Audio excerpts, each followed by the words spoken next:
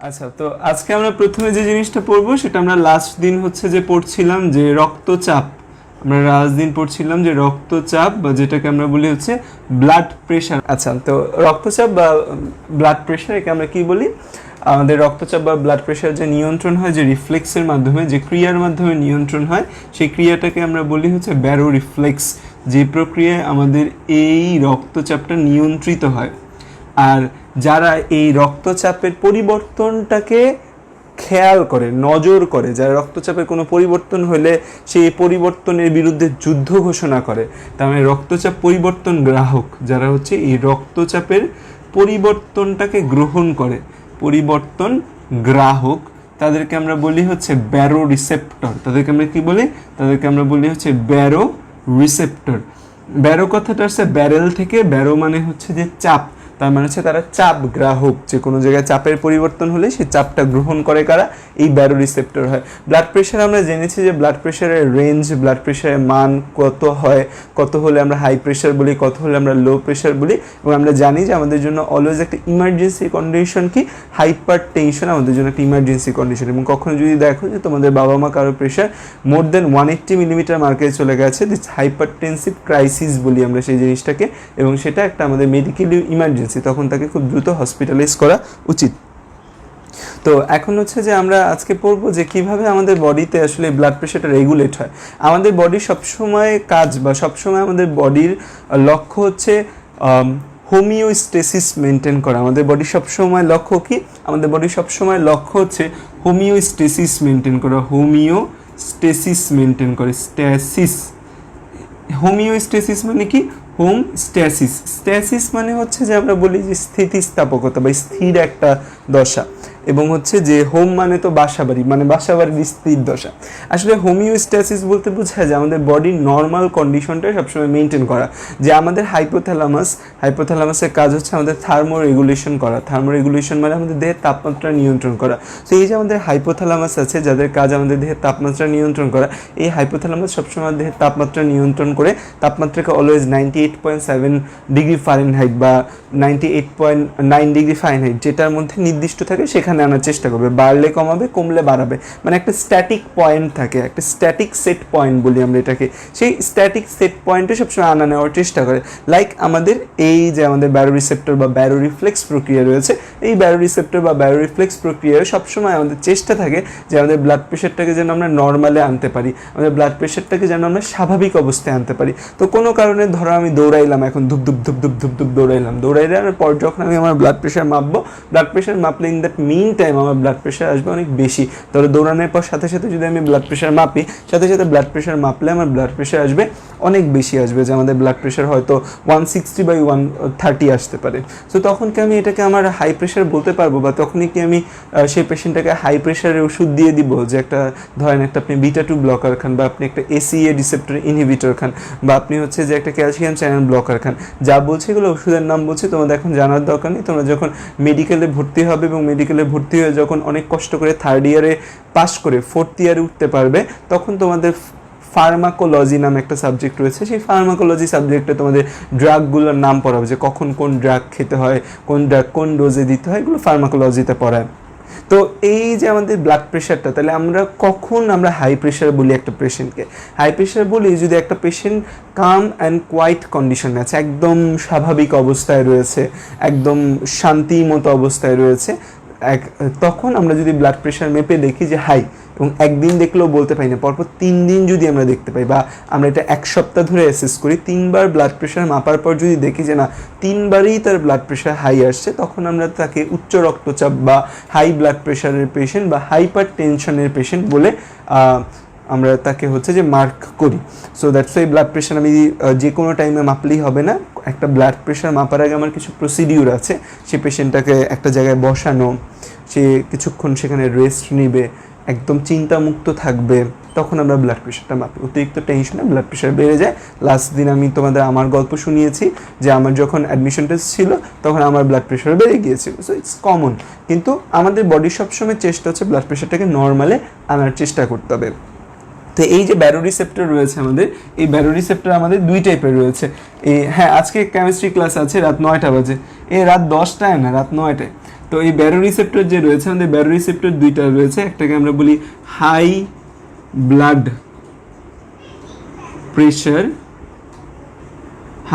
Pressure barrow receptor, বা এর আরেকটা নাম হচ্ছে অ্যাওর্টিক ব্যারো রিসেপ্টর, কারণ এই ব্যারো রিসেপ্টরগুলো শুধুমাত্র অ্যাওর্টার মধ্যে থাকে। So high blood pressure barrow receptor বা অ্যাওর্টিক ব্যারো রিসেপ্টর বলতে একটা নাম রয়েছে। আরেকটা আছে আমাদের লো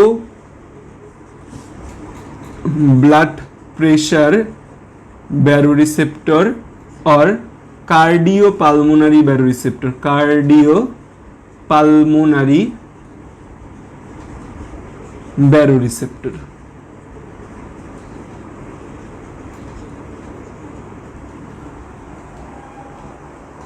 ঠিক আছে, তো এই ধরনের আমাদের দুই টাইপের ব্যারো রিসেপ্টর আমরা দেখতে পাই যারা আমাদের রক্তচাপ নিয়ন্ত্রণে ভূমিকা রাখে। একটাকে বলি আমরা high blood pressure barrow receptor বা এর নাম অ্যাওর্টিক ব্যারো রিসেপ্টর। কেন একে অ্যাওর্টিক ব্যারো রিসেপ্টর বলা হয় তা আমরা একটু পর জানবো, যে এরা যে জায়গাটা থাকে এরা অ্যাওর্টার মধ্যে থাকে মেইনলি। আর লো ব্লাড প্রেশার হচ্ছে যে ব্যারো রিসেপ্টর একটা নাম কার্ডিও পালমোনারি ব্যারো রিসেপ্টর, কারণ এরা এই ব্যারো রিসেপ্টরগুলো আমাদের হৃৎপিণ্ডের ভিতর থাকে। এই ব্যারো রিসেপ্টরগুলো আমাদের ফুসফুসে যে ধমনী গেছে সেই ফুসফুসের ধমনী শিরার মধ্যে থাকে। সো দ্যাটস ওয়াই আমরা এটাকে বলি হচ্ছে কার্ডিও পালমোনারি ব্যারো রিসেপ্টর। আর high blood pressure barrow receptor আরেকটা নাম কি অ্যাওর্টিক ব্যারো রিসেপ্টর, কারণ এরা মেইনলি আমাদের অ্যাওর্টার মধ্যে থাকে, আমাদের ধমনীর ভেতরে এই ব্যারো রিসেপ্টরগুলো থাকে। সো দ্যাটস ওয়াই আমরা এদের কি বলি অ্যাওর্টিক ব্যারো রিসেপ্টর বলি আমরা। তো এই তাহলে হচ্ছে যে high blood pressure barrow receptor বা এই অ্যাওর্টিক ব্যারো রিসেপ্টর আমাদের দুইটা আছে। একটা কোথায় কোথায় অবস্থান করে, একটা অবস্থান করে আমাদের ইন্টারনাল ক্যারোটিড আর্টারি। তোমরা যারা ফার্স্ট থেকে ক্লাস করছো তারা অবশ্যই জানো what is internal carotid artery. এই ইন্টারনাল ক্যারোটিড আর্টারি বলতে আমরা কি বোঝাই? ইন্টারনাল ক্যারোটিড আর্টারি বলতে বোঝাই যে আমাদের এই যে আর্চ অফ দ্য অ্যাওর্টা আছে, এই আর্চ অফ দ্য অ্যাওর্টা তিনটা ব্রাঞ্চে ভাগ হয়। এই আর্চ অফ দ্য অ্যাওর্টা আমি লিসানকে অনেকদিন ধরে ক্লাস করতে দেখি না, লিসান পরীক্ষাও দেয় না, লিসান কি অসুস্থ? তো আমাদের এই আর্চ অফ অ্যাওর্টা তিনটা ব্রাঞ্চে ভাগ হয়। একটাকে বলি আমরা হচ্ছে ব্র্যাকিওসেফালিক আর্টারি বা হচ্ছে কমন ব্র্যাকিওসেফালিক আর্টারি, একটা হচ্ছে আমাদের লেফট কমন ক্যারোটিড, একটা হচ্ছে লেফট সাবক্লাভিয়ান। ধরো এটাই হচ্ছে যে আমাদের লেফট কমন ক্যারোটিড। এই লেফট কমন ক্যারোটিডটা আমাদের উপরে যায়, আস্তে আস্তে উপরে যায় যখন লেফট সাইডে, তখন সে করে কি আমাদের একটা জায়গায় গিয়ে ভাগ হয়ে যায় এরকম দুই ভাগে।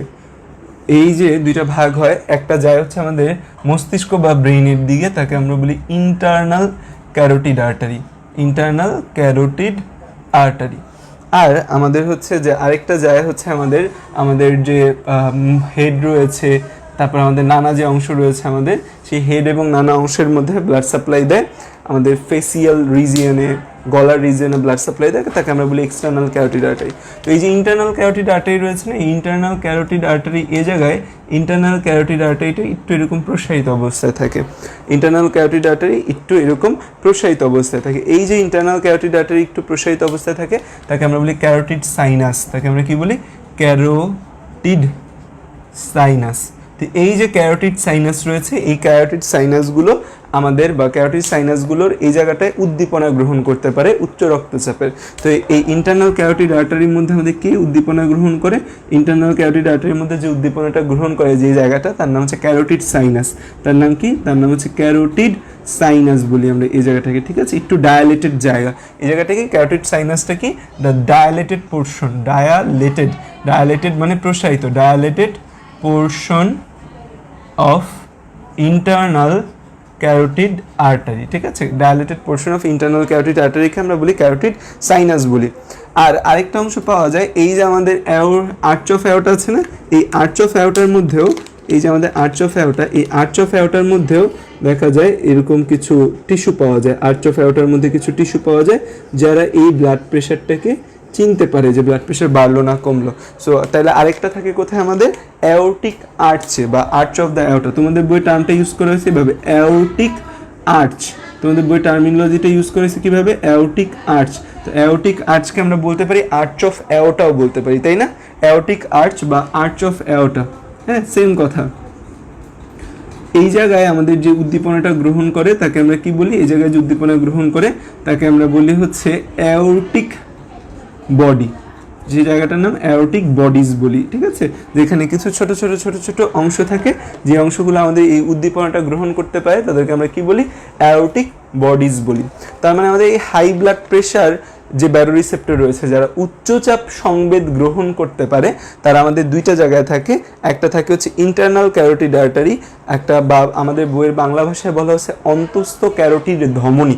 এই অন্তঃস্থ ক্যারোটিড ধমনীর ভেতর থাকে, যার নাম হচ্ছে ক্যারোটিড সাইনাস।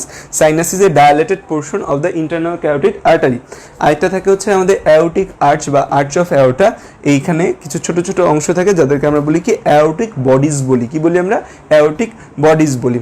তো এটা হচ্ছে আমাদের হাই ব্লাড প্রেশার বা অ্যাওর্টিক ব্যারোরিসেপ্টর। তো দেখো দুইটাই কিন্তু আমাদের ধমনীতে থাকতেছে, দ্যাটস ওয়াই আমরা কি বলি? অ্যাওর্টিক ব্যারোরিসেপ্টর বলি। লো ব্লাড প্রেশার বা এই কার্ডিওপালমোনারি ব্যারোরিসেপ্টর, এটা কোথায় কোথায় থাকে? এটা থাকে আমাদের large systemic artery and vein. আমাদের যত আর্টারি এবং ধমনী আছে, আমাদের লার্জ সিস্টেমিক আর্টারি এবং ভেইনের মধ্যে থাকে। তারা আমাদের অ্যাট্রিয়াম এবং ভেন্ট্রিকলে থাকে। অ্যাট্রিয়াম অ্যান্ড ভেন্ট্রিকল যে আছে, অ্যাট্রিয়াম এবং ভেন্ট্রিকলে থাকে। এবং আমাদের পালমোনারি আর্টারি অ্যান্ড ভেইনে থাকে। Pulmonary artery and vein. তো এই জায়গাগুলোর মধ্যে আমাদের এই লো ব্লাড প্রেশার বা কার্ডিওপালমোনারি যে রিসেপ্টর আছে সেটা থাকে কোথায়? Large systemic artery and vein. আমাদের দেহের যত বড় বড় সিস্টেমিক ধমনীয় শিরা রয়েছে, অ্যাট্রিয়াম এবং ভেন্ট্রিকল, আমাদের অ্যাট্রিয়াম এবং ভেন্ট্রিকলের মাসেলে থাকে। পালমোনারি আর্টারি অ্যান্ড ভেইন, আমাদের যে পালমোনারি আর্টারি এবং ভেইন রয়েছে, সেই পালমোনারি আর্টারি এবং ভেইনের ভেতর থাকে।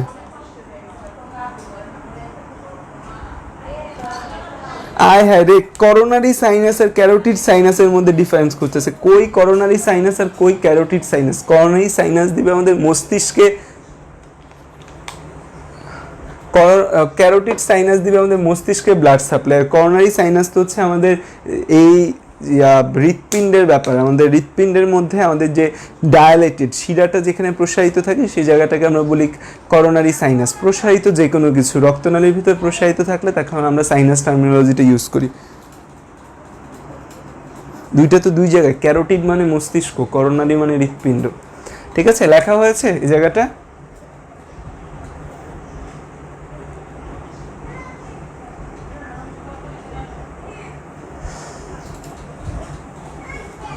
সিদ্রাতুল কাফরিন মাত্র যুক্ত হয়েছে। সকালবেলা ক্লাস নিচ্ছি, মানে ক্যান ইউ বিলিভ? মানে এটা সকালবেলা, এখন হচ্ছে যে 10:46 বাজে এবং কারো কলেজ নাই, প্রথম কথা। দ্বিতীয় কথা, হয়তো গুটি কয়েক মানুষের কোনো কোচিং আছে। আমাকে জানাইছে 2 জন মনে তার কোচিং আছে। একটা রাইসা জানাইছে, আরেকটা কে জানি জানাইলো, আমার মনে নেই। 2 জন জানাইছে জাস্ট তাদের কোচিং আছে। প্রায় 125 person are included in our course.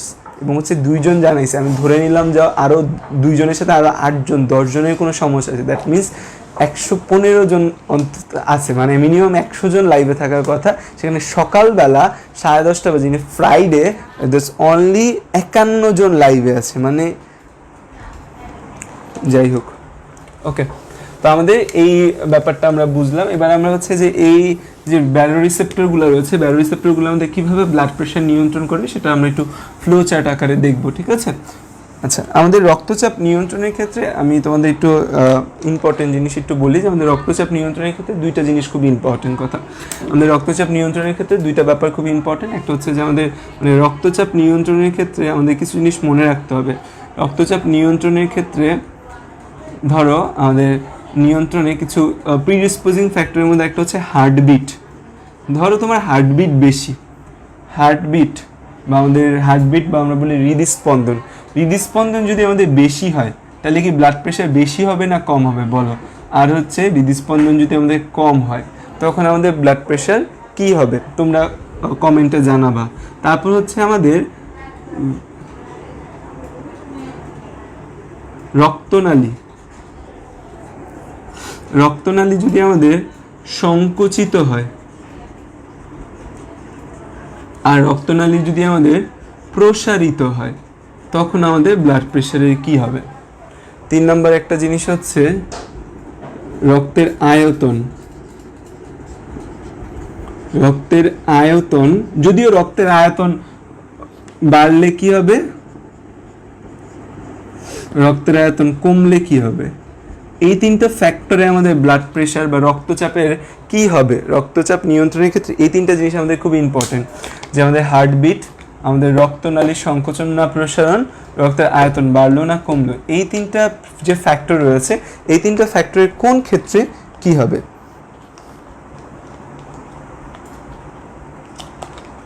একটু কমেন্ট করো তো সবাই।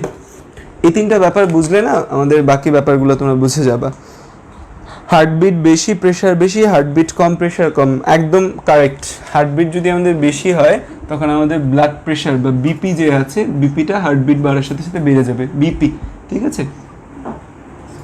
আর যদি হার্টবিট কম হয় তখন আমাদের বিপিটা কি হবে, তখন আমাদের বিপিটা কমে যাবে। রক্তনালী যদি সংকুচিত হয়, রক্তনালী সংকুচিত হলে কি হবে, তো আমাকে এইটা বলো, সেকেন্ডটা বলো, ওইটা তো খুব কমন। রক্তনালী যদি সংকুচিত হয়, একটা জায়গায় চিকুন পাইপের ভেতর দিয়ে পানি যদি বেশি যায় তাহলে কি হবে,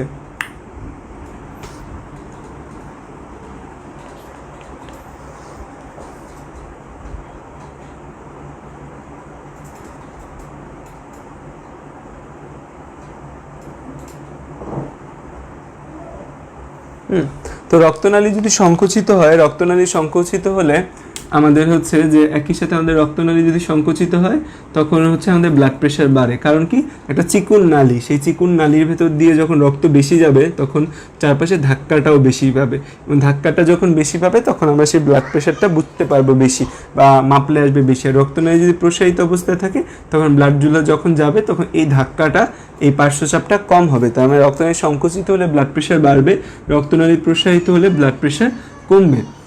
রক্তের আয়তনের ক্ষেত্রে বলা আছে রক্তের আয়তন যদি বাড়ে তখন আমাদের ব্লাড প্রেশার বাড়বে, রক্তের আয়তন যদি আমাদের কমে তখন আমাদের ব্লাড প্রেশার কমবে। এখন তুমি হচ্ছে এখানে বয়েলের সূত্র নিয়ে আসতে পারো, ভাইয়া আয়তন এবং চাপ তো পরস্পরের ব্যস্তানুপাতিক, তুমি বলবা যে ভাইয়া আয়তন এবং চাপ পরস্পরের ব্যস্তানুপাতিক, এই কথা তুমি বলবা। বাট এই কথা বললে তুমি যে জায়গাটা ভুল করবা, সেখানে বলা আছে যে বয়েলের সূত্রে কিন্তু আমাদের একটা জিনিস বলা আছে, একটা নির্দিষ্ট ভরের বস্তু। তার মানে বয়েলের সূত্র হওয়ার জন্য কিন্তু বস্তুটা ভরটা নির্দিষ্ট হতে হবে। নির্দিষ্ট ভরের বস্তুর ক্ষেত্রে আমাদের আয়তন এবং চাপ পরস্পরের ব্যস্তানুপাতিক হয়। বাট আমাদের রক্তের আয়তনটা যদি বাড়ে তখন কি রক্তের ভরটা সেম থাকবে বা রক্তের পরিমাণটা সেম থাকবে? নির্দিষ্ট পরিমাণ বস্তু বা নির্দিষ্ট ভরের বস্তু বলছে, রক্তের আয়তন বললে কি পরিমাণ সেম থাকবে? থাকবে না। সো সেখানে তুমি বয়েলের সূত্র অ্যাপ্লিকেবল করতে পারবা না, ঠিক আছে। সো এই তিনটা কথা আমাদের গেল। হ্যাঁ, আরও দুইটা জিনিস আমাদের জানতে হবে। একটাকে আমরা বলি আমাদের হচ্ছে যে আমরা যদি আমাদের উদ্দীপনার কথা বলি তাহলে সেখানে অটোনমিক উদ্দীপনা বলতে একটা উদ্দীপনা রয়েছে, অটোনমিক উদ্দীপনা, অটোনমিক উদ্দীপনা। অটোনমিক মানে হচ্ছে কি, অটোনমিকের বাংলা কি, স্বয়ংক্রিয়। এই অটোনমিক বা স্বয়ংক্রিয় উদ্দীপনার দুইটা ভাগ রয়েছে, একটাকে আমরা বলি সিম্প্যাথেটিক, আরেকটাকে আমরা বলি প্যারাসিম্প্যাথেটিক। একটাকে কি বলি আমরা, সিম্প্যাথেটিক, আর একটাকে বলি আমরা প্যারাসিম্প্যাথেটিক। তো সিম্প্যাথেটিক এবং প্যারাসিম্প্যাথেটিক মানে কি?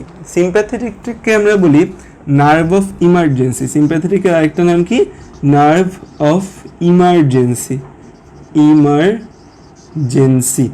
আমাদের বিপদে পড়লে আমাদের যে নার্ভটা কাজ করে তাকে আমরা বলি সিম্প্যাথেটিক নার্ভ। আর প্যারাসিম্প্যাথেটিক হচ্ছে নার্ভ অফ রিজার্ভিয়র। রিজার্ভিয়র মানে সে সংরক্ষণ করতে পছন্দ করে, বা আমরা যখন নর্মালি একটা কন্ডিশনে থাকি, যে কন্ডিশনটাকে আমরা বলতে পারি যে আমরা নর্মাল, এখন ধরো আমি তোমাদের পড়াচ্ছি, এটা আমার জন্য কোনো ইমার্জেন্সি কন্ডিশন না, এটা আমার জন্য কোনো বিপদ না, ফাইট অ্যান্ড ফ্লেয়ার না। সো এখন আমার যে কাজটা করবে সেটাকে আমরা বলি সিম্প্যাথেটিক বলবো। আর প্যারাসিম্প্যাথেটিক মানে হচ্ছে যে এই যে ধরো আমি তোমাদের সামনে আছি বা বাসায় আছো, ঘুরতেছো, খাচ্ছো, এটা নর্মাল একটা কন্ডিশন। তো এই আমাদের নার্ভ অফ রিজার্ভিয়র বা নার্ভ অফ নর্মাল অবস্থায় আমাদের এই নার্ভটা কাজ করে। তো নর্মাল অবস্থায় তোমার বডির যে মেকানিজম অফ অ্যাকশন, নর্মাল অবস্থায় তোমার মেকানিজম অফ অ্যাকশনটা কে নিয়ন্ত্রণ করে? প্যারাসিম্প্যাথেটিক নার্ভ সাপ্লাই নিয়ন্ত্রণ করে। আর যখন তুমি বিপদে পড়লা তখন যে কে কাজ করবে? এই আমাদের নার্ভ অফ ইমার্জেন্সি কাজ করবে। ব্যাপারটা হচ্ছে তুমি ধরো সুন্দরবন গেছো, সুন্দরবন যাওয়ার পর তোমার সামনে একটা বাঘ একটা বাঘ দেখতে পাইলে তুমি কি, বাঘ দেখা হচ্ছে যে তোমার ফার্স্ট রিয়াকশন কি থাকবে, বাঘ দেখার পর তোমার ফার্স্ট রিয়াকশন হচ্ছে তোমার চোখের মনি বা চোখের যে পিউপিল আছে সেটা বড় হয়ে যাবে, তাই না? চোখ বড় করে তুমি বাঘের দিকে তাকাবা। তারপর কি হবে, তোমার গলা শুকায় যাবে, মানে তোমার লালাক্ষরণ কমে যাবে। তারপর কি হবে, তোমার হচ্ছে বুক ধরফর বেড়ে যাবে, তার মানে তোমার হার্টবিট বেড়ে গেছে। হার্টবিট বেড়ে যাওয়ার পর তুমি কি করবে, সাথে সাথে দৌড় দিবে না? তোমার কি এখন দৌড়ানোর সময়, ধরো তোমার বাঘ দেখার আগে অনেক ক্ষুধা লাগছিল, এখন কি তোমার হচ্ছে তোমার সামনে যদি, তোমার পেছনে বাঘ দৌড়াচ্ছে, এখন তোমার সামনে যদি কাচ্চি বিরিয়ানি সব তোমার চারপাশেও রাখি, তুমি সেগুলো খাবা না আগে বাঘ থেকে বাঁচার জন্য দৌড়াবা? সো তুমি আগে বাঘ থেকে বাঁচার জন্য দৌড়াবা। সো তুমি চাও না যেগুলা খায় তুমি বাঘের জন্য একটা টেস্টি মিলে পরিণত হও। সো তুমি দৌড়াচ্ছ, তুমি যখন দৌড়াচ্ছ তখন কি হবে, তোমার হার্টবিট অনেক বেড়ে যাবে, তোমার হৃদস্পন্দন হার অনেক বেড়ে যাবে। তখন তোমার কি হবে, তখন কি তোমার ধরো পাকস্থলী, তার মানে কি তোমার ক্ষুধা লাগবে না, তাহলে তখন কি তোমার পাকস্থলী যে সংকোচন প্রসারণ মুভমেন্ট পেরিস্টালসিস সেটা ঘটবে না। তখন তোমার প্রচণ্ড প্রস্রাবের বেগ ধরেছিল ধরো বাঘ দেখার আগে, তখন কি তোমার একবারও মনে হবে যে না আমার পেছনে বাঘ, আমি একটা জায়গায় দাঁড়িয়ে প্রকৃতির ডাকে সাড়া দিই? মনে হবে না কখনোই। তার মানে কি আমাদের ইউরিনারি ব্লাডার, আমাদের যে মূত্রথলি সেটার যে কন্ট্রাকশন সেটাও কমে যাবে। সো দেখা যায় এই যে আমাদের যে একটা মেকানিজম অফ অ্যাকশন, যে ক্রমাগত একটা অ্যাকশন যে আছে আমাদের বিপদে পড়লে যে আমাদের কাজ করে, সেটাকে আমরা বলি সিম্প্যাথেটিক নার্ভ সাপ্লাই। তো যারা সিম্প্যাথেটিক এবং প্যারাসিম্প্যাথেটিকের কাজগুলো লিখতে চাও, যে সিম্প্যাথেটিক কী কাজ করে, প্যারাসিম্প্যাথেটিক কী কাজ করে, তার একটা পেজ খালি রাখো, পেজ খালি রেখে নেক্সট পেজে যাও। কারণ সিম্প্যাথেটিক এবং প্যারাসিম্প্যাথেটিক নিয়ে আমার একটা বিস্তারিত গল্প রয়েছে, নাফিমের বায়োরহস্য বইয়ের একটা উদ্ধৃত অংশ রয়েছে, সেই অংশটা তোমরা পড়ে ওই জায়গাটা নোট করে নিও যে সিম্প্যাথেটিক কী কাজ করে, প্যারাসিম্প্যাথেটিক কী কাজ করে, ঠিক আছে? সো একটু জায়গা খালি রেখে দেন সিম্প্যাথেটিক প্যারাসিম্প্যাথেটিকে যাও।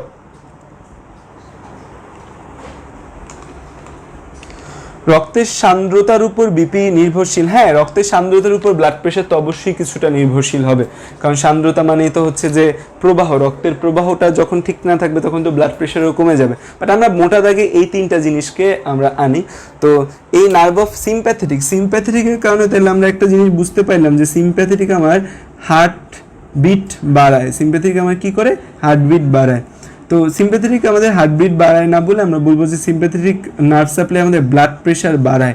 সিম্প্যাথেটিক নার্ভ সাপ্লাই আমাদের কী করে, ব্লাড প্রেশার বাড়াচ্ছে, ঠিক আছে? ব্লাড প্রেশার বাড়ায়। তো ব্লাড প্রেশার বাড়াতে গিয়ে সিম্প্যাথেটিক নার্ভ সাপ্লাই আমাদের কোন দুইটা কাজ করে, দুইটা কাজ করে। একটা হচ্ছে আমাদের হার্টবিট যে আছে সেই হার্টবিটটাকে বেশি করে এবং আমাদের রক্তনালীকে সংকুচিত করে।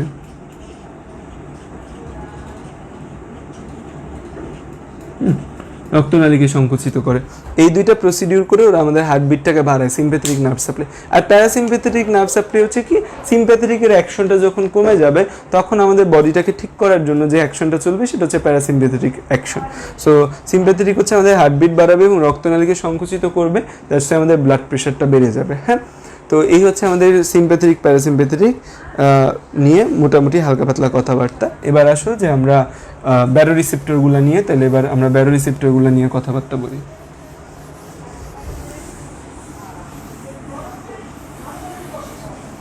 ওকে, এখন আসো যে আমাদের high blood pressure barrow receptor বা উচ্চ রক্তচাপ ব্যারো রিসেপ্টর নিয়ে আমরা ফার্স্টে কথা বলবো। যে high BP baro receptor or aortic receptor. Okay, so এখন আমাদের হাই ব্লাড প্রেশার বা অ্যাওরটিক ব্যারো রিসেপ্টর যা আছে সেটা দুই জায়গায় কাজ করে, রক্তচাপ বাড়লেও কাজ করে, রক্তচাপ কমলেও কাজ করে। তো যদিও এটার নাম high blood pressure receptor, so high blood pressure receptor হিসেবে তার শুধু অ্যাক্ট করার কথা ছিল ব্লাড প্রেশার বাড়লে, বাট সে ব্লাড প্রেশার কমলেও অ্যাক্ট করতে পারে। সো ব্লাড প্রেশার বাড়ুক আর কমুক, high blood pressure barrow receptor বা অ্যাওরটিক রিসেপ্টর দুইটা জায়গায় কাজ করতে পারে বলে এর আরেকটা নাম হচ্ছে বাফার রিসেপ্টর। এর আরেকটা নাম কি, বাফার রিসেপ্টর। বাফার মানে কি, buffer means two resist the change. Buffer মানে কি, বাফার মানে হচ্ছে টু রেজিস্ট মানে বাধা দান করা, দ্য চেঞ্জ পরিবর্তনকে বাধা দান করবে বাফার। দ্যাটস ওয়াই আমি বাফার রিসেপ্টরও বলি, যে বাড়লে কমবে, কমলে বাড়াবে। তো এখন ধরো তোমাদের রক্তচাপ কমে গিয়েছে, your blood pressure is less বা বেড়ে গেছে। আচ্ছা, প্রথমে যেহেতু আমাদের হাই ব্লাড প্রেশার রিসেপ্টর, যখন আমাদের রক্তচাপ বেড়ে যায় রক্তচাপ বেড়ে গেলে আমাদের কি হবে, যে রক্তচাপ যখন আমাদের বেড়ে যায় তখন ব্লাড প্রেশার রক্তচাপের সাথে আমাদের রক্তের আয়তনও বেড়ে যায়, তাই না? আমাদের মানে রক্তচাপ বেড়ে যায়, আমাদের ধরো যখন আমাদের রক্তচাপ বেড়ে গেল, রক্তচাপ যখন আমাদের বেড়ে যায় তখন আমাদের রক্তনালী যে আছে সেই রক্তনালী প্রসারিত হয়। আমাদের যে রক্তনালী, রক্তচাপ বেড়ে যায় ধাক্কা দিচ্ছে, দ্যাট মিনস রক্তনালী আমাদের প্রসারিত হবে। এই যখন আমাদের রক্তনালী প্রসারিত হয় তখন আমাদের কি হবে, এই যে রক্তনালী প্রসারিত হচ্ছে, রক্তনালী প্রসারিত হওয়ার কারণে এই যে রিসেপ্টরগুলো রয়েছে এই রিসেপ্টরগুলো উদ্দীপ্ত হয়। তখন আমাদের এই রিসেপ্টরগুলো উদ্দীপ্ত হয়। তো রিসেপ্টরগুলো যখন উদ্দীপ্ত হয় তখন এই উদ্দীপনা আমাদের কোথায় পৌঁছায়, উদ্দীপনা আমাদের মস্তিষ্কে পৌঁছায়। মস্তিষ্কের কোথায় পৌঁছায়, মস্তিষ্কের মেডুলায় পৌঁছায়, মেডুলার ভেসোমোটর সেন্টার, মেডুলার vasomotor centre, VMC not VNC তে পৌঁছায়। ঠিক আছে, তো এখন তাহলে আমার কথা হচ্ছে মস্তিষ্কের মেডুলাতে কেন পৌঁছাবে এবং মস্তিষ্কের মেডুলার আমাদের ভ্যাসোমোটর সেন্টারটা আসলে কি। আমাদের মস্তিষ্কের যে অংশগুলো রয়েছে আমরা বলি অগ্র মস্তিষ্ক, মধ্য মস্তিষ্ক এবং পশ্চাৎ মস্তিষ্ক। এর মধ্যে পশ্চাৎ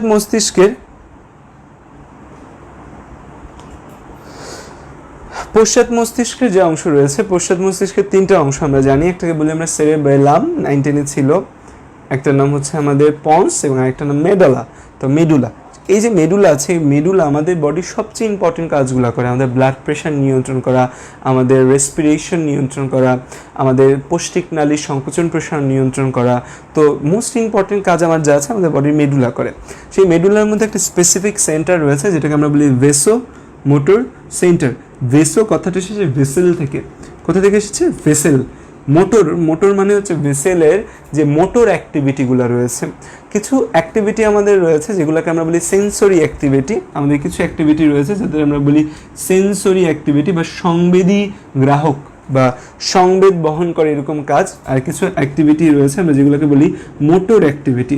মোটর অ্যাক্টিভিটি বলতে সবসময় যে বোঝায় কোনো কাজ বোঝায়। সংবেদ মানে যে ধরো টাচ করলে এই টাচের অনুভূতিটা আমাদের মস্তিষ্কে পৌঁছানো, এটাকে আমরা বলি সেন্সরি নিউরন দ্বারা ঘটে। আর মোটর সবসময় সংকোচন প্রসারণের সাথে জড়িত। মোটর অলওয়েজ কিসের সাথে জড়িত, সংকোচন প্রসারণের সাথে জড়িত। মানে মোটর সেন্সরি মানে সংবেদী গ্রাহক, আর মোটরকে বাংলায় মোস্ট প্রবাবলি হচ্ছে যে কি গ্রাহক জানি বলে, মোটর গ্রাহক। বাংলাটা মনে আসছে না আমার, কেউ বাংলাটা যে মনে থাকলে একটু কমেন্টে করো। সো সেন্সরি মানে সংবেদ, টাচ করলে সেই অনুভূতি। আর এই যে আমার হাত সংকুচিত হলো, আমার হাত তোমাকে ঘুষি দিল, এই যে আমাদের মাসেলের যে অ্যাকশনগুলো ঘটে এটাকে বলে আমরা মোটর বলি। ঠিক আছে, তার মানে হচ্ছে যে আমাদের ভেসোমোটর সেন্টার এটা থাকে আমাদের মস্তিষ্কে একটা, যেটা আমাদের এই যে রক্তনালী রয়েছে সেই রক্তনালীর সংকোচন প্রসারণটা এবং আমাদের হৃৎপিণ্ডের সংকোচন প্রসারণটা নিয়ন্ত্রণ করে।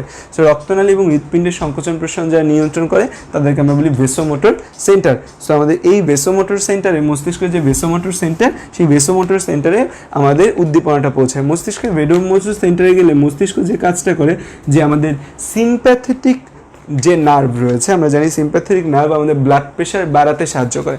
একটা হঠাৎ করে তোমার রক্তচাপ বেড়ে গেল, হঠাৎ করে তোমার রক্তচাপ বেড়ে যাওয়ার একটা কারণ হতে পারে তুমি বিপদে পড়ছো বা তুমি স্ট্রেস কন্ডিশনে আছো, তুমি চিন্তা করছো, তখন তোমার ব্লাড প্রেশার বাড়তে পারে। সো হঠাৎ করে তোমার রক্তচাপ যদি বেড়ে যায়, হঠাৎ করে তোমার বেড়ে যাওয়া রক্তচাপ কমানোর জন্য কি করা হয়, যে আমাদের এই যে মস্তিষ্কের ভেসোমোটর সেন্টার আছে, এই ভেসোমোটর সেন্টার সিম্প্যাথেটিক উদ্দীপনাটাকে হ্রাস করে দেয়, সিম্প্যাথেটিক নার্ভ সাপ্লাইটাকে কমিয়ে দেয়। তাহলে আমাদের এখানে যে কাজটা ঘটে সেটা হচ্ছে আমাদের কি, সিম্প্যাথেটিক নার্ভ সাপ্লাই, মোটর মানে চেস্টিও, okay, sympathetic nerve supply decrease. Motor সবসময় মনে রাখবা মাসেলের সাথে যুক্ত। ঠিক আছে, মাসেলের সংকোচন প্রসারণ এই কাজগুলোয় মোটর যুক্ত থাকে always. Sympathetic nerve supply decrease, আমাদের সিম্প্যাথেটিক নার্ভ সাপ্লাই কমে যাবে। আমরা একটু আগে পড়ে আসছি যে আমাদের সিম্প্যাথেটিক নার্ভ সাপ্লাই আমাদের কি করে। সিম্প্যাথেটিক নার্ভ সাপ্লাই আমাদের দুইটা কাজ করে, একটা হচ্ছে আমাদের হার্টবিট বাড়ায়, সিম্প্যাথেটিক নার্ভ সাপ্লাই বেশি থাকলে হার্টবিট বাড়বে। সো তাহলে আমাদের সিম্প্যাথেটিক নার্ভ সাপ্লাই যদি কমে যায়, ডিক্রিজ হয়, তাহলে আমাদের হার্টবিট কমে যায়। কি কমে যায়, হার্টবিট বা হৃদস্পন্দন কি হয়, হৃদস্পন্দন কমে যায়। সিম্প্যাথেটিক নার্ভ সাপ্লাই আমাদের থাকলে কি করে, আমাদের রক্তনালীকে সংকুচিত করে। সো এখানে সিম্প্যাথেটিক নার্ভ সাপ্লাই যখন কমে যাবে তখন আমাদের কি হবে, তখন আমাদের হচ্ছে যে রক্তনালী প্রসারিত হবে, রক্তনালী প্রসারিত হচ্ছে, তাহলে আমাদের রক্তনালী সংকুচিত না হয়ে রক্তনালী প্রসারিত হচ্ছে, আর এখানে হার্টবিট কমে যাচ্ছে।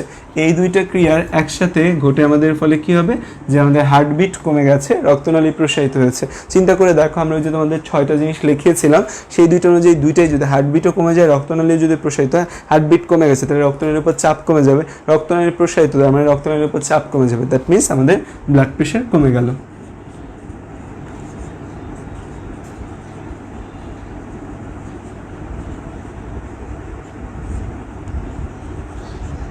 ক্লিয়ার?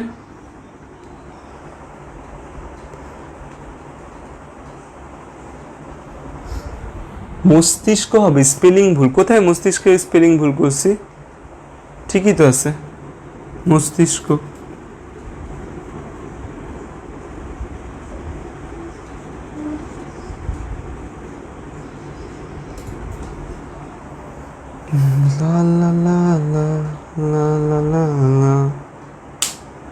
লেখা হয়েছে, এটা বুঝছো? রক্তচাপ বাড়লে কিভাবে কাজ করবে?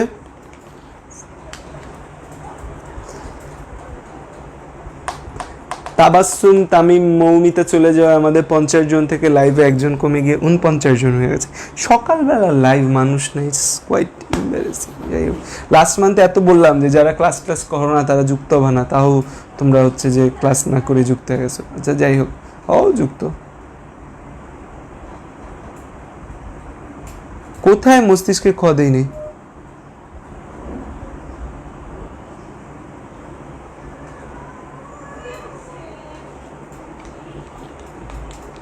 ভেরি গুড কোশ্চেন, যে আমাদের এখানে রক্তনালী প্রসারিত, এখানেও একবার প্রসারিত বলছি, এখানেও একবার প্রসারিত বলছি, ঠিক আছে? তো আমাদের বইগুলোর মধ্যে এই টার্মিনোলজিটা ইউজ করা হয়নি, যে রক্তনালী প্রসারিত, এই জায়গার টার্মিনোলজিটা ব্যবহার করা হয়নি, আমাদের বইয়ে জাস্ট এইটা ইউজ করেছে। এখন এইখানে যে রক্তনালীটা প্রসারিত বোঝায়, এটা বোঝায় হচ্ছে সাময়িক একটা প্রসারিত। এই প্রসারিত হওয়াটা স্থায়ী কোনো প্রসারণ না, এটা হচ্ছে সাময়িক একটা প্রসারণ। এবং এইটা জাস্ট আমাদের এই রক্তচাপ বেড়ে গেলে আমাদের যে রিসেপ্টরগুলো থাকে, কোন জায়গায় রিসেপ্টরগুলো থাকে, যে আমাদের যে একটা থাকে ক্যারোটিড সাইনাস, সেখানে একটা ধাক্কা দিবে, এরকম একটা ধাক্কা। এই ধাক্কাটাকে আমরা কি বলবো? ধাক্কাটাকে বলবো আমরা প্রসারণ। এই যে প্রসারণ, এই প্রসারণটা রক্তচাপের কারণে, রক্ত যে চাপ আসছে, সেই রক্তচাপের প্রভাবে একটা প্রসারণ, রক্তচাপ তার প্রভাবে একটা প্রসারণ। এটা হচ্ছে আমাদের রক্তচাপের প্রভাবে রক্তনালীর রক্তের আয়তন বাড়ে, রক্তের আয়তন বাড়ার কারণে রক্তনালী প্রসারিত হয়, বা রক্তের আয়তন বাড়ে, রক্তের আয়তন বাড়লে রক্তচাপ বাড়ে, রক্তনালী প্রসারিত হয়। কিন্তু এইখানে যে প্রসারণটা হয়, এটা নার্ভ রেগুলেশন দ্বারা হয়। আমাদের যে ভেসোমোটর সেন্টার রয়েছে, এই ভেসোমোটর সেন্টারে যে নার্ভটা রয়েছে, এই নার্ভগুলো সিম্প্যাথেটিক নার্ভ ড্রাইভ কমিয়ে দেয়। সিম্প্যাথেটিক নার্ভ ড্রাইভ কমিয়ে দেওয়ার কারণে, বা সিম্প্যাথেটিক নার্ভ সাপ্লাই কমিয়ে দেওয়ার কারণে আমাদের রক্তনালীটা পার্মানেন্টলি প্রসারিত হয়। রক্তনালীটা পার্মানেন্টলি প্রসারিত অবস্থায় থাকে, তখন সেই রক্তনালীর মধ্যে চাপটা কম পড়ে, ঠিক আছে? এটা হচ্ছে যে মেইন কথা। আর এই যে রক্তনালী প্রসারণ, এই প্রসারণটা হয় মেইনলি যে আমাদের রিসেপ্টরগুলো যে জায়গায় আছে, বা আমাদের অ্যাওটা থেকে যখন মহাধমনী থেকে, মানে মহাধমনীতে আমাদের যে ইন্টারনাল ক্যারোটিড আর্টারি রয়েছে সেখানে। কিন্তু এখানে যখন রক্তনালী প্রসারিত হয়, তখন আমাদের সারা বডিতে, ওরে আল্লাহ, মূর্ধন্য শ-এর সাথে ক হবে। আচ্ছা সরি, এই ভুল করে আমি বসে আছি। আমাকে কি বাংলা একাডেমি মেনে নিবে? আমি তো এটাই লিখছিলাম, এটাই তো লিখছিলাম না।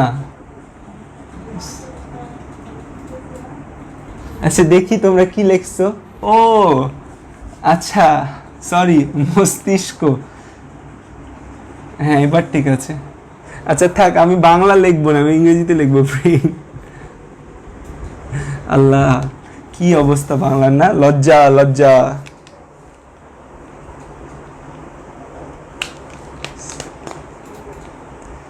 মস্তিষ্ক, ব্রেইন। আচ্ছা, তাহলে এটা বুঝতে পারছো, এখানে যে রক্তনালীর প্রসারণ এটা হচ্ছে রক্তচাপের প্রভাবে রক্তনালী প্রসারিত হয়, আর এখানে যে রক্তনালীর প্রসারণ এটা হচ্ছে আমাদের নার্ভ সাপ্লাই। এই যে আমাদের সিম্প্যাথেটিক নার্ভ সাপ্লাই, এই সিম্প্যাথেটিক নার্ভ সাপ্লাই কমে যায়, সিম্প্যাথেটিক নার্ভ সাপ্লাই কমে যাওয়ার কারণে আমাদের হার্টবিট কমে যায়, এবং একই সাথে এই সিম্প্যাথেটিক নার্ভ সাপ্লাই কমার কারণে আমাদের রক্তনালীটা প্রসারিত হয়। এই যে রক্তনালীটা প্রসারিত হওয়ার কারণে এই যে চাপের যে ডিস্ট্রিবিউশন আছে, রক্তচাপের ডিস্ট্রিবিউশনটা কমে যায়।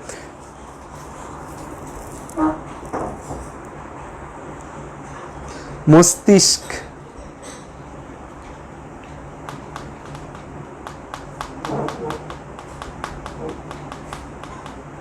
আই এম ট্রলড হয়ে গেলাম।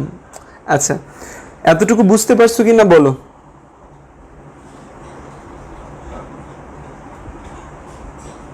হ্যাঁ, আমি বাংলায় অনেক দুর্বল, ইংরেজিতে অনেক দুর্বল।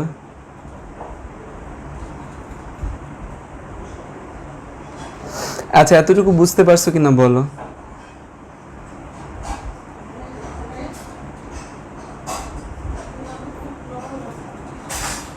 আচ্ছা, তো এটা ছিল আমাদের রক্তচাপ বেড়ে গেলে কি হয়। এবার আসলে রক্তচাপ কমে গেলে কি হয়।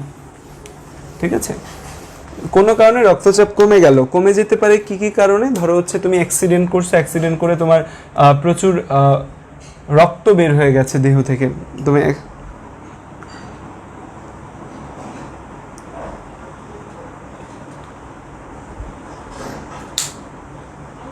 হ্যাঁ না, আমি আমার বাচ্চা কাচ্চাদের স্পেলিং ক্যান পড়াবো, আমি বাচ্চা কাচ্চাদের পড়াবোই না। আচ্ছা দেখো, যে আমাদের রক্তচাপ যদি কমে যায়, কিছু কিছু কারণে কমতে পারে আমাদের রক্তচাপ। যেমন হচ্ছে যে ধরো তুমি অ্যাক্সিডেন্ট করলে, অ্যাক্সিডেন্ট করার পর তোমার দেহ থেকে প্রচুর রক্ত বের হয়ে গেল, দেহ থেকে প্রচুর রক্ত যদি বের হয়ে যায় তার মানে কি রক্তের আয়তন কমে গেছে। রক্তের আয়তন যদি কমে যায় দ্যাট মিনস হচ্ছে রক্তচাপও কমে যাবে। বা কোনো কারণে তুমি স্যাড, ডিপ্রেস, মানসিক আঘাত পেলেও রক্তচাপ কমে যায়, মানসিক আঘাত পেলেও দেখা যায় আমাদের ব্লাড প্রেশার কমে যায়। তো এই যে কারণগুলো, এই কারণগুলো যদি আমাদের রক্তচাপ কমে যায়, রক্তচাপ কমে গেলে আমাদের কি হবে, যে রক্তচাপ কমে গেলে দ্যাট মিনস হচ্ছে রক্তের আয়তন কমে যাবে আমাদের। রক্তের আয়তন যদি আমাদের কমে যায়, তো মেইনলি আমরা ধরে নিচ্ছি ধরো একজন অ্যাক্সিডেন্ট করছে, রক্তের আয়তন কমে যাবে। এই রক্তের আয়তন যদি কমে যায় তখন আমাদের কি হবে, রক্তের আয়তন কমে গেলে আমাদের রক্তচাপ কমে যাবে। তো এই যে রক্তচাপ কমে যায়, রক্তচাপ কমে গেলে তখন আমাদের এই যে রিসেপ্টরগুলো আছে, এই রিসেপ্টরগুলো উদ্দীপ্ত হয়। এই রক্তচাপ কমে যাওয়ার যে সিগন্যালটা রয়েছে, এই রক্তচাপ কমে যাওয়ার কারণে আমাদের দুইটা নার্ভ সিগন্যালটা পাঠায়। একটাকে আমরা বলি হচ্ছে গ্লসোফ্যারিঞ্জিয়াল নার্ভ, গ্লসোফ্যারিঞ্জিয়াল নার্ভ, আরেকটাকে আমরা বলি ভেগাস নার্ভ। এই যে গ্লসোফ্যারিঞ্জিয়াল নার্ভ রয়েছে এটা হচ্ছে যে 9 নম্বর নার্ভ, আর ভেগাস নার্ভ হচ্ছে 10 নম্বর নার্ভ। তো এই গ্লসোফ্যারিঞ্জিয়াল এবং ভেগাস কি নার্ভ? এরা হচ্ছে আমাদের করোটিক স্নায়ু। এরা কি আমাদের করোটিক স্নায়ু, আমাদের মস্তিষ্ক থেকে স্নায়ুগুলো বের হয়।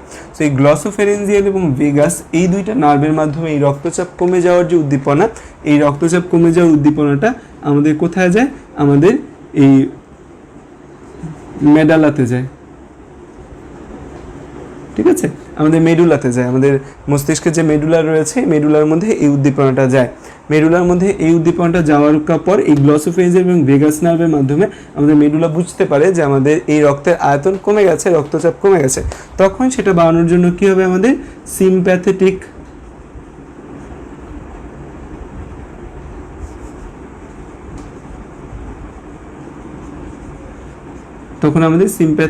নার্ভ সাপ্লাই বেড়ে যায়।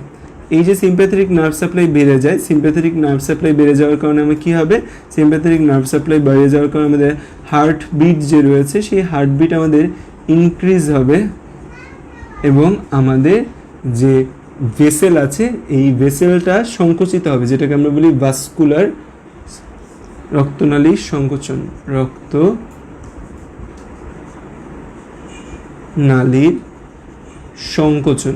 এই যে রক্তনালীর সংকোচন হবে এবং হার্টবিট বেড়ে যাবে, এই দুইটা প্রসিডিউরের কারণে একসাথে মিলে আমাদের এই ব্লাড প্রেশার বেড়ে যাবে। ঠিক আছে, তা আমাদের বডির পুরো মেকানিজম অফ অ্যাকশন তৈরি করা আছে যে ব্লাড প্রেশার বাড়লে কমানো এবং কমলে বাড়ানো।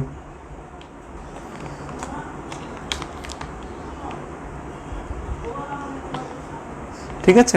তো আমাদের এই ব্লাড প্রেশার বাড়লে কমানো, কমলে বাড়ানো, এই দুইটা আমাদের মেকানিজম অফ অ্যাকশন আছে। তাইলে আমাদের হাই ব্লাড প্রেশার কেন হয়, তাইলে আমাদের হাইপার টেনশন কেন হচ্ছে, হাইপার টেনশন কেন হয়, যে হাইপার টেনশন হওয়ার কারণটা কি বলো কমেন্টে। যে আমাদের ব্লাড প্রেশার বাড়লে তো কমানো যায়, কমলে বাড়ানো যায়, তাহলে আমরা হাই প্রেশার বা হাইপার টেনশন বা হাইপোটেনশন কেন হচ্ছে, রিজনটা কি?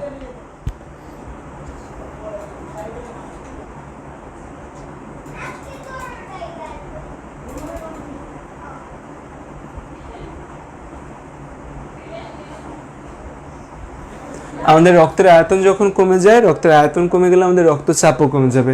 কোনো কারণে তোমার বডি থেকে অনেক রক্ত বের হয়ে গেল, তুমি অ্যাক্সিডেন্ট করলা, কোনো রক্তের আয়তন কমে গেছে, রক্তের আয়তন কমে গেলে রক্তচাপও কমে যায়। রক্তচাপ কমে গেলে আমাদের এই যে রক্তচাপ কমে যাওয়ার যে অনুভূতিটা, এটা ব্যারোরিসেপ্টরগুলোর মাধ্যমে, দুইটা নার্ভের মাধ্যমে আমাদের মস্তিষ্কের মেডুলায় পৌঁছায়। একটা নার্ভের নাম গ্লসোফেরেঞ্জিয়াল এবং আরেকটার নাম ভেগাস। এই গ্লসোফেরেঞ্জিয়াল এবং ভেগাস নার্ভের মাধ্যমে আমাদের মস্তিষ্কের মেডুলায় পৌঁছায়। মেডুলা সেই রেসোমোটর সেন্টারে যাচ্ছে। মেডুলায় যাওয়ার পর মেডুলা আমাদের সিম্প্যাথেটিক নার্ভ সাপ্লাই বাড়িয়ে দেয়, কারণ কি রক্তচাপ কমে গেছে, রক্তচাপ কমে যাওয়ার কারণে আমার সিম্প্যাথেটিক নার্ভ সাপ্লাই বাড়ানো লাগবে। সিম্প্যাথেটিক নার্ভ সাপ্লাই যখন বেড়ে যায়, এই সিম্প্যাথেটিক নার্ভ সাপ্লাইয়ের কারণে আমাদের হার্টবিট বাড়ে এবং রক্তনালী সংকুচিত হয়। এই হার্টবিট বেড়েছে, তার মানে বেশি বেশি রক্ত আমাদের হৃৎপিণ্ড থেকে বের হবে। একই সাথে রক্তনালী সংকুচিত, তার মানে রক্তনালীতে চাপ বেশি পড়বে। দুইটা মিলে আমাদের কি হয়, ব্লাড প্রেশার ইনক্রিজ হয়। তাহলে আমাদের হাইপার টেনশন, হাইপোটেনশন এগুলো কেন হচ্ছে, মানে হাইপার টেনশনই কেন হচ্ছে? ধরো হাইপার টেনশন হলে রক্তচাপ বাড়লে রক্তচাপকে কমানোর অনেক প্রসিডিউর আছে, তাই না? কিন্তু আমাদের রক্তচাপ, এই যে হাইপার টেনশন হচ্ছে, হাইপার টেনশন হওয়ার কারণটা কি, বা কেন হাইপার টেনশন হচ্ছে আমার? হাইপার টেনশন হওয়ার কারণ কি? আমার রক্তের চাপ বাড়লে তো সেটাকে কমানোর প্রসিডিউর আমাদের বডিতে আছে, হাইপার টেনশন কেন হবে?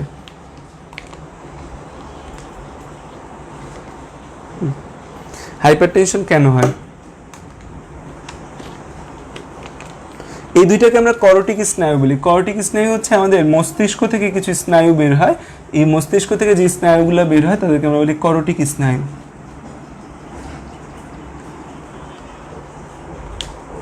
আরে আল্লাহ, অতিরিক্ত লবণ খেলে বিপি হাই হয় কেন?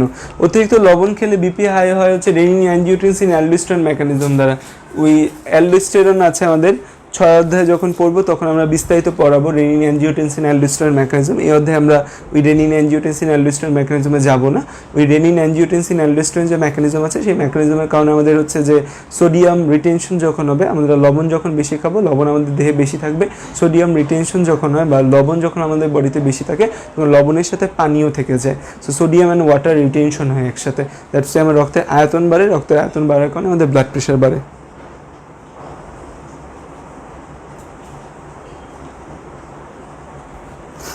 আচ্ছা, তো তাহলে খেয়াল করে দেখো আমাদের এই হাইপার টেনশনটা কেন হয়। কেন হওয়ার কারণটা হচ্ছে, ধরো তোমার একজন বস আছে, সেই বসকে তুমি হচ্ছে, বা তোমার ধরো তুমি বাসায় চা বানায় খাওয়াও সবাইকে।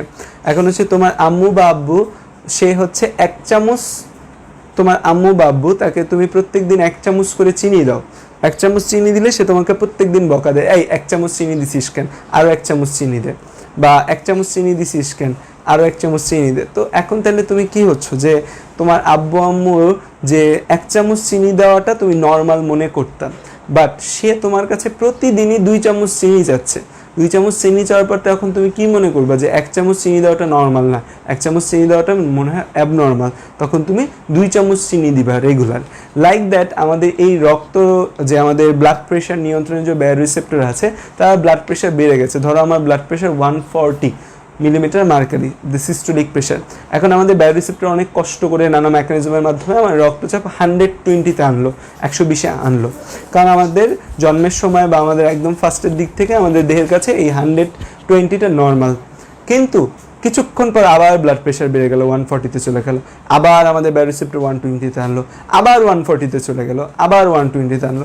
এরকম বারবার 120-তে আনতে আনতে আমাদের বায়োরিসেপ্টর ক্লান্ত হয়ে যায় এবং ভাবে যে 140-এই তো বারবার যেতে চায়, 140 রক্তচাপেই তো ওর বারবার যেতে চায়, আমি কেন কষ্ট করে 140-তে আনবো, তখন 120-তে আনবো। তখন আমাদের বায়োরিসেপ্টর ধরে নেয় যে মনে হয় আমার বডি কিছু অ্যাডাপ্টেশন বা চেঞ্জ হয়েছে, যে 140 মিলিমিটার মার্কারিটা আমাদের দেহের জন্য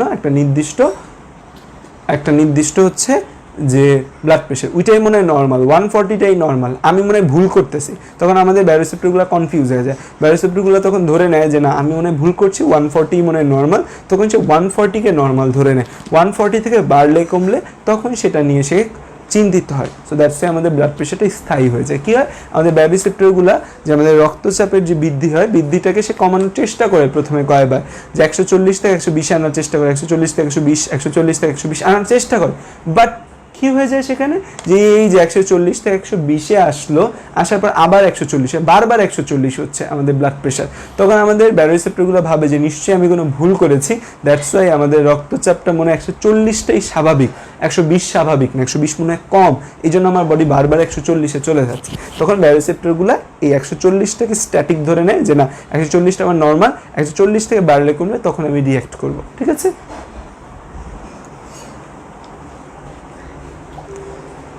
ওকে, সো এটা গেল আমাদের হাই ব্লাড প্রেশার ব্যারোরিসেপ্টরের কথা আমরা জানলাম।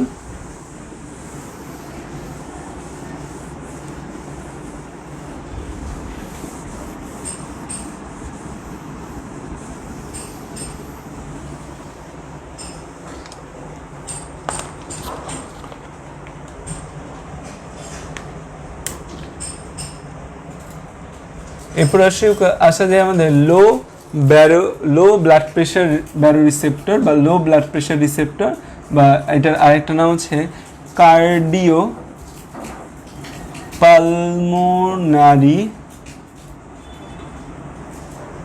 কার্ডিওপালমোনারি ব্যারোরিসেপ্টর, বা আরেকটা নাম হচ্ছে আয়তন রিসেপ্টর, আয়তন বা ভলিউমেট্রিক রিসেপ্টর। ঠিক আছে, তো লো বিপি ব্যারোরিসেপ্টর বা কার্ডিওপালমোনারি ব্যারোরিসেপ্টর বা আয়তন ব্যারোরিসেপ্টর, বা আয়তন ইংরেজি হচ্ছে ভলিউমেট্রিক ব্যারোরিসেপ্টর আমরা বলি একে। সো এরা মেইনলি আমাদের রক্তের আয়তনটাকে মেজার করে।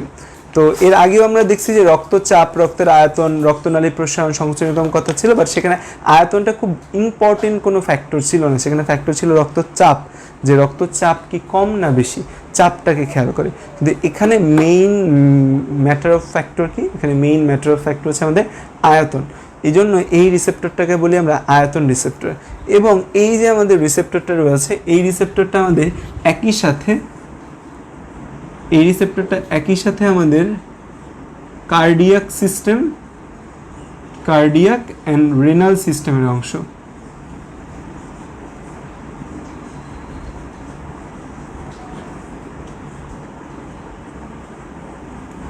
এরা একই সাথে আমাদের হৃৎপিণ্ডের অংশ এবং একই সাথে আমাদের রেনাল মানে হচ্ছে যে আমাদের কিডনির অংশ, হৃৎপিণ্ড এবং কিডনি দুইটার অংশ হিসেবে কাজ করে কে, এই যে আমাদের কার্ডিওপালমোনারি ব্যারোরিসেপ্টর বা ভলিউমেট্রিক রিসেপ্টর বা লো বিপি রিসেপ্টর যা রয়েছে। 140 কেন বারবার হয়? 140 কেন বারবার হয়? যে ধরো আমাদের বডি সিম্প্যাথেটিক ড্রাইভ অনেক বেশি, সিম্প্যাথেটিক ক্রিয়া অনেক বেশি, হার্টবিট বেশি, ভলিউম বেশি রক্তের, দ্যাটস ওয়াই। আচ্ছা, তো দেখো লো বিপি ব্যারোরিসেপ্টর বা কার্ডিওপালমোনারি বা আয়তন বা ভলিউমেট্রিক যে রিসেপ্টর আছে তা আমাদের কিভাবে কাজ করে খেয়াল করে দেখো। যে আমাদের রক্তের আয়তন যখন কমে যায়,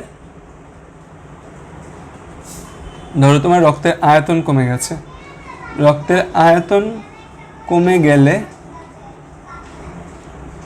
রক্তের আয়তন কমে গেছে তার মানে মেইন ফ্যাক্টর এখানে রক্তের আয়তন কমে গেছে। রক্তের আয়তন কমে গেলে আমাদের রক্তচাপও কমে যাবে।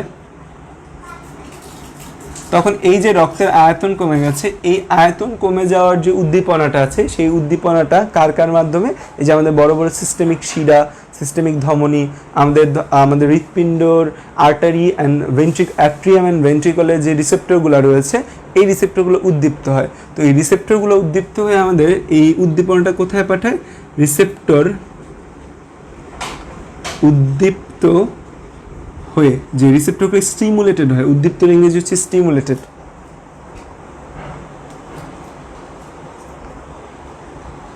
হ্যাঁ, ঘাড়ের পেছনে ব্যথা, এই জায়গাগুলো ব্যথা তো আমাদের হচ্ছে হাই ব্লাড প্রেশারের একটা লক্ষণ। তারপর অনেক অস্থির লাগবে, এটা একটা হাই ব্লাড প্রেশারের লক্ষণ, যে অনেক অস্থির লাগবে, গরম লাগবে, ঘামায়া যাবে, এটা একটা হাই ব্লাড প্রেশারের লক্ষণ, খুব গরম লাগে।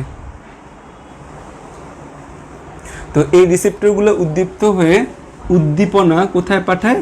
উদ্দীপনা হাইপোথ্যালামাসে পাঠায়। আমাদের মস্তিষ্কের যে হাইপোথ্যালামাস রয়েছে, আমাদের মস্তিষ্কের যে হাইপোথ্যালামাস রয়েছে সেই হাইপোথ্যালামাসে পাঠায়।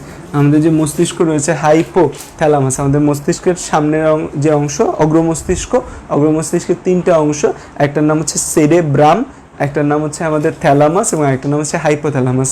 সেই হাইপোথ্যালামাসে পাঠায়। এই রিসেপ্টর উদ্দীপ্ত হয়ে উদ্দীপনা কোথায় পাঠায়? হাইপোথ্যালামাসে পাঠায়। আমাদের হাইপোথ্যালামাস দুইটা, হাইপোথ্যালামাস আমাদের দুইটা হরমোন ক্ষরণ করে। একটার নাম হচ্ছে অ্যান্টি ডাইউরেটিক, 1 নম্বর হরমোন হচ্ছে অ্যান্টি ডাইউরেটিক হরমোন, বা যেটাকে আমরা বলি হচ্ছে ADH, এবং আরেকটা আছে যেটাকে আমরা বলি হচ্ছে অক্সিটোসিন। এই দুইটা হরমোন ক্ষরণ করে হচ্ছে আমাদের হাইপোথ্যালামাস। হাইপোথ্যালামাস আমাদের এই দুইটা হরমোন ক্ষরণ করে, হাইপোথ্যালামাস এই দুইটা হরমোন কি করে? তৈরি করে। কিন্তু হাইপোথ্যালামাস তো মস্তিষ্কের একটা অংশ, দ্যাটস ওয়াই ওরা এই দুইটাকে জমা রাখতে পারে না কোথাও। এরা জমা রাখে কোথায়? এই ADH এবং অক্সিটোসিন এই দুইটাকে জমা রাখে পোস্টেরিয়র পিটুইটারি গ্ল্যান্ড। আমাদের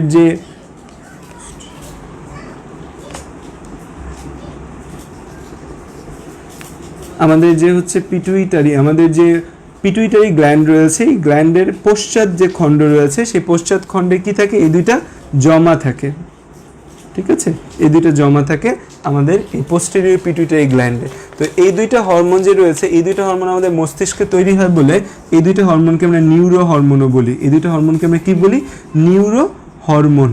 যে এরা আমাদের নিউরন হরমোন, কারণ কি এরা আমাদের কোথা থেকে খরিত হয়? মস্তিষ্ক থেকে খরিত হয়, বা আমাদের হাইপোথ্যালামাসে তৈরি হয়। যেহেতু এরা হাইপোথ্যালামাসে তৈরি হয়, দ্যাটস ওয়াই এদের আমরা কি বলি? নিউরো হরমোন বলি।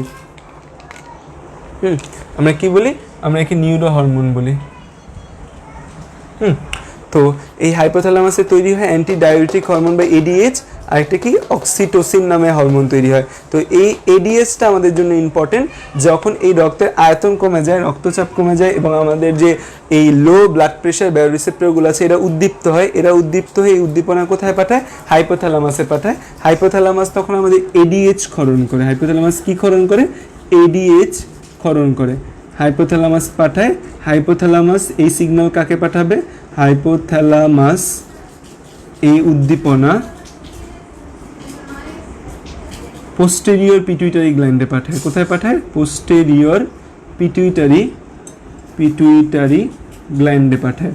এই যে পোস্টেরিয়র পিটুইটারি গ্ল্যান্ড রয়েছে, এই পোস্টেরিয়র পিটুইটারি গ্ল্যান্ড আমাদের ADH বা যেটার নাম হচ্ছে ভ্যাসোপ্রেসিন, এই ADH বা ভ্যাসোপ্রেসিন ক্ষরণ করে। ঠিক আছে, এই ADH বা ভ্যাসোপ্রেসিন ক্ষরণ করে। তো এই যে ADH বা ভ্যাসোপ্রেসিন ক্ষরণ করলো, এই ADH বা ভ্যাসোপ্রেসিন আমাদের কোথায় গিয়ে কাজ করে সেটা আমাদের দেখতে হবে। এই ADH বা ভ্যাসোপ্রেসিন আমাদের চলে যায়, আমাদের রক্তের মাধ্যমে প্রবাহিত হয়ে আমাদের চলে যায় নেফ্রনের ডিস্টাল কনভুলেটেড টিবিউল, কনভুলেটেড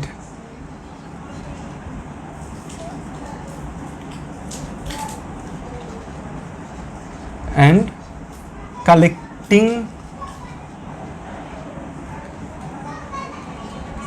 duct। তো এই যে ADH হরমোন রয়েছে, এই ADH হরমোনটা আমাদের কোথায় চলে যায়? আমাদের নেফ্রনের, আমাদের যে কিডনি রয়েছে, কিডনির যে বৃক্কের যে একক, বৃক্কের একককে আমরা বলি নেফ্রন, সেই নেফ্রনের ডিস্টাল কনভুলেটেড টিবিউল, কি? দূরবর্তী প্যাঁচানো নালিকা। আমাদের নেফ্রনের মধ্যে দুইটা টিবিউল থাকে, একটাকে দুইটা প্যাঁচানো নালিকা থাকে, একটাকে বলি আমরা প্রক্সিমাল কনভুলেটেড টিবিউল বা অগ্রবর্তী প্যাঁচানো নালিকা, আরেকটাকে বলি আমরা দূরবর্তী প্যাঁচানো নালিকা বা ডিস্টাল কনভুলেটেড টিবিউল, আরেকটা হচ্ছে কালেক্টিং ডাক্ট বা সংগ্রাহী নালিকা। এই দুইটা জায়গার উপর ক্রিয়া করে কে? এই ADH ক্রিয়া করে। তার মানে এই ADH হরমোনটা আমাদের মস্তিষ্ক থেকে ক্ষরিত হয়, মস্তিষ্কের নিচে যে থাকে আমাদের পিটুইটারি গ্ল্যান্ড, সেখানে জমা রাখে এই দুইটা হরমোন। জমা রাখার পর যখন এই সিগন্যালটা আসে, সিগন্যালের প্রভাবে এই ADHটা ক্ষরণ করে। ক্ষরণ করার পর ADH আমাদের রক্তের মাধ্যমে কোথায় চলে যায়? আমাদের বৃক্কের যে নেফ্রন রয়েছে, নেফ্রনের ডিস্টাল কনভুলেটেড টিবিউল বা কালেক্টিং ডাক্টে চলে যায়। চলে যাওয়ার পর কি করে, সে আমাদের এই যে ডাক্টগুলো আছে তাদের পানি ভেদ্যতা, এদের যে পানি ভেদ্যতা বাড়িয়ে দেয়, এদের পানি ভেদ্যতা বাড়িয়ে দেয়। এদের পানি ভেদ্যতা যদি বেড়ে যায় তখন আমাদের কি হবে, যে পানি ভেদ্যতা বেড়ে যায়। এখন পানি ভেদ্যতা বেড়ে গেলে তোমার কাছে ইন কমন সেন্স মনে হতে পারে যে পানি ভেদ্যতা বেড়ে গেল, বা আচ্ছা পানি ভেদ্যতা না বলে এই টার্মটা এভাবে ইউজ করা উচিত। আচ্ছা এটাই বলি যে আমাদের এই নালীগুলা আমাদের কাজ হচ্ছে যে রিঅ্যাবজর্পশন করা। ওরা কি করে, আমাদের ওয়াটার রিঅ্যাবজর্পশন, এডিএইচ এর কাজ হচ্ছে আমাদের ওয়াটার রিঅ্যাবজর্পশন বাড়িয়ে দেয়। রিঅ্যাবজর্পশন মানে কি, রিঅ্যাবজর্পশন মানে পূর্ণ শোষণ। রিঅ্যাবজর্পশন মানে কি, পূর্ণ শোষণ। আমরা জানি যে আমাদের যে নেফ্রন রয়েছে সেই নেফ্রন আমাদের কি করে, নেফ্রন আমাদের রক্তগুলোকে পরিশোধিত করে। তো রক্ত পরিশোধিত করার পর দেখা যায় আমাদের প্রতি মিনিটে 125 ঘন সেন্টিমিটার গ্লোমেরুলার ফিল্ট্রেট তৈরি হয়। আমাদের যে গ্লোমেরুলাস রয়েছে, আমাদের এই হচ্ছে আমাদের নেফ্রনের ছবি যদি আমরা আঁকি, যে এই ধরো আমাদের হচ্ছে যে এটা আমাদের হচ্ছে যে নেফ্রনের ছবি যদি আঁকি আমরা, দেখা যায়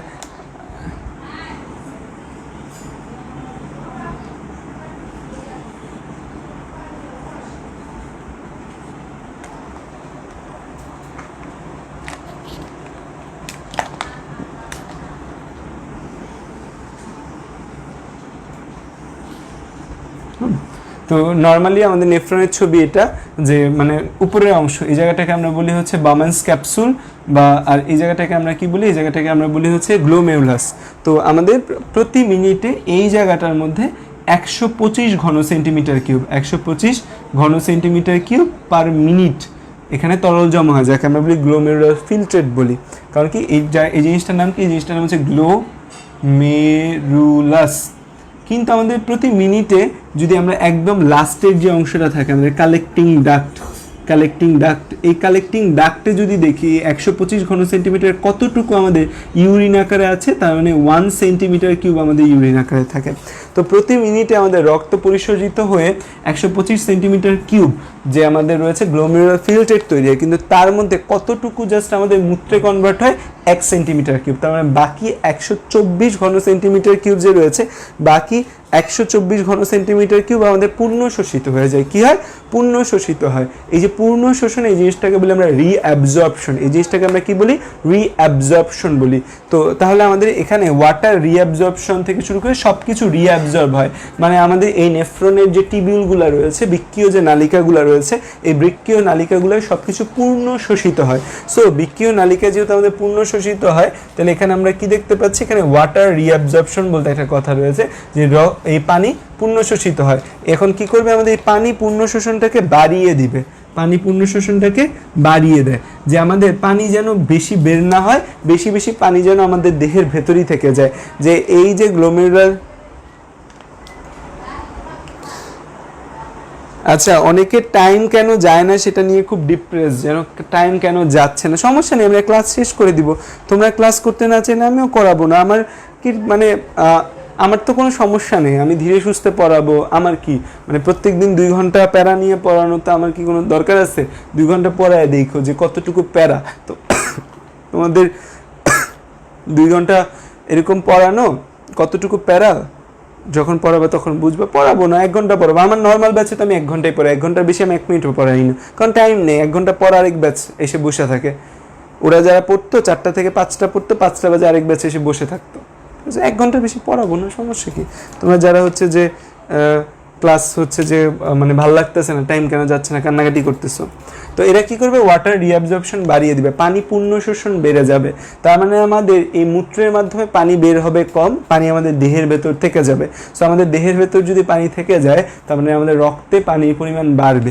সো আমাদের ওয়াটার রিঅ্যাবজর্পশন বাড়ে। তো ওয়াটার রিঅ্যাবজর্পশন যদি বাড়িয়ে দেয়, তাহলে হচ্ছে যে আমাদের রক্তের আয়তন তখন বেড়ে যায়। এই যে রক্তের আয়তন বেড়ে যায়, এই রক্তের আয়তন বাড়ে। এই রক্তের আয়তন বাড়ার সাথে সাথে আমাদের কি হবে, এই যে রক্তের আয়তন বাড়ছে, রক্তের আয়তন বাড়ার সাথে সাথে আমাদের রক্তের চাপ বেড়ে যাবে। এই যে প্রসিডিউর, এই প্রসিডিউরটাকে আমরা কি বলি, এইটাকে যেহেতু আমাদের আয়তনের সাথে রিলেটেড, দ্যাটস ওয়াই আমরা কি বলি আয়তন ব্যারোরিসেপ্টর বলি, বা এটা আমাদের যেহেতু এই রিসেপ্টরগুলো আমাদের হৃৎপিণ্ড এবং ফুসফুসের যে রক্তনালীগুলো আছে সেখানে আছে, সেজন্য আমরা একে কার্ডিওপালমোনারি রিসেপ্টরও বলি।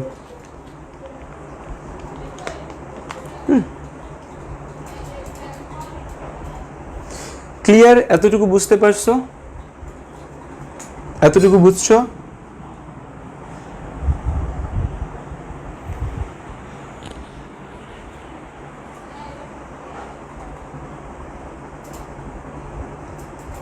এতটুকুর মধ্যে কারো কোনো প্রশ্ন আছে? হাই ব্লাড প্রেশার কি, লো ব্লাড প্রেশার কি, মানে হাই ব্লাড প্রেশার কিভাবে নিয়ন্ত্রিত হয়, লো ব্লাড প্রেশার কিভাবে নিয়ন্ত্রিত হয়?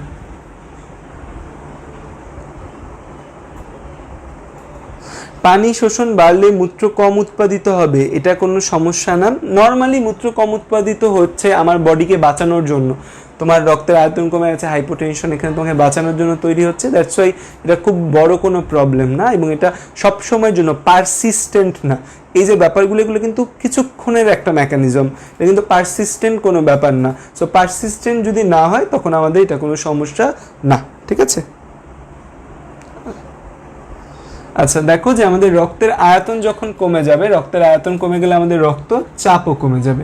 রক্তচাপ কমে গেলে তখন আমাদের এখানে যে লো ব্লাড প্রেশার যে রিসেপ্টরগুলো রয়েছে সেই রিসেপ্টরগুলো উদ্দীপ্ত হবে, এবং উদ্দীপনা কোথায় পাঠাবে? আমাদের মস্তিষ্কে হাইপোথ্যালামাসে পাঠায়। হাইপোথ্যালামাস এই উদ্দীপনাটা আমাদের পোস্টেরিয়র পিটুইটারি গ্ল্যান্ড বা পশ্চাৎ পিটুইটারি গ্রন্থিতে পাঠায়। পিটুইটারি গ্রন্থির 3টা খণ্ড রয়েছে, অগ্র, মধ্য, পশ্চাৎ। সো পশ্চাৎ পিটুইটারি গ্রন্থিতে পাঠায়। কারণ কি? কারণ হাইপোথ্যালামাস এই পশ্চাৎ পিটুইটারি গ্রন্থিতে কিছু জিনিস জমা রেখেছে। জমা রাখার 2টা জিনিসের মধ্যে একটা জিনিস হচ্ছে এডিএইচ বা ভেসোপ্রেসিন। তো কি হয়, এই হাইপোথ্যালামাসে উদ্দীপনা পৌঁছালে পোস্টেরিয়র পিটুইটারি গ্ল্যান্ড থেকে এই এডিএইচ বা ভেসোপ্রেসিন ক্ষরণ হয়। এই এডিএইচ বা ভেসোপ্রেসিন ক্ষরণটাকে আমরা বলি নিউরোসিক্রেশন। এই জিনিসটাকে আমরা কি বলি? এই জিনিসটাকে আমরা বলি নিউরোসিক্রেশন। এই জিনিসটাকে আমরা কি বলি? এই জিনিসটাকে আমরা বলি নিউরোসিক্রেশন। এই জিনিসটাকে আমরা কি বলি? এই জিনিসটাকে বলা হয় নিউরোসিক্রেশন। তো এই নিউরোসিক্রেশন প্রক্রিয়া এডিএইচ বা ভেসোপ্রেসিন ক্ষরণ হয়। এডিএইচ বা ভেসোপ্রেসিন আমাদের রক্তনালীর মাধ্যমে আমাদের বৃক্কে যায়। বৃক্কে যে নেফ্রন রয়েছে সেই নেফ্রনের ডিস্টাল কনভলিউটেড টিউবিউল দূরবর্তী পেঁচানো নালিকায় যায়, এবং কালেক্টিং ডাক্ট সংগ্রাহ নালিকায়, এই দুইটায় গিয়ে সে তার উদ্দীপনা দেয়। এই দুইটা উদ্দীপনায়, এই এডিএইচ এর উদ্দীপনায় এই দুই জায়গা থেকে ওয়াটার রিঅ্যাবজর্পশন বা পানি পূর্ণ শোষণ বেড়ে যায়। পানি পূর্ণ শোষণ বেড়ে গেলে রক্তে পানির পরিমাণ বাড়ে, ফলে রক্তের আয়তন বাড়ে। রক্তের আয়তন যখন বাড়ে আমার, তখন রক্তচাপও বাড়ে। ওয়াটার রিঅ্যাবজর্পশন মানে পানি পূর্ণ শোষণ, যে আমাদের এই যে আমাদের রেনাল টিবিউলগুলো আছে, এই রেনাল টিবিউলগুলো রেনাল টিবিউলগুলো দিয়ে বা বৃক্কীয় নালিকাগুলো দিয়ে পানি বের হয়ে যাচ্ছিল। এই বৃক্কীয় নালিকাগুলোর চারপাশে অনেক ধমনী থাকে, সেই ধমনীগুলো আমাদের রক্তটাকে পূর্ণ শোষণ করে নেয়। আমার ফোন বাজে না তো? আমার ফোন বাজার তো কথা না, আমি তো ফোন সাইলেন্ট করে রাখছি। সাইলেন্ট করে রাখলে তো বাজবে না, বাজলেও বাজবে কেন? কেন ফোন দিচ্ছে? হ্যাঁ, ফোন দিচ্ছে একজন। মানুষের ফোনের জ্বালায় অতিষ্ঠ, ফোন ধরার জন্য একটা মানুষ। কোনটা? এই যে এই এডিএইচ ক্ষরণ হয় না হাইপোথ্যালামাসের প্রভাবে, হাইপোথ্যালামাসে উদ্দীপনা পৌঁছালে পোস্টেরিয়র পিটুইটারি গ্ল্যান্ড থেকে এই এডিএইচ ক্ষরণ হয়। এই এডিএইচ ক্ষরণকে আমরা বলি নিউরোসিক্রেশন। সিক্রেশন মানে ক্ষরণ, এবং এডিএইচ এবং অক্সিটোসিন এই দুইটাকে আমরা নিউরো হরমোন বলি। এই যে এডিএইচ এবং অক্সিটোসিন এই দুইটাকে আমরা কি বলি? এই দুইটাকে আমরা বলি নিউরো হরমোন।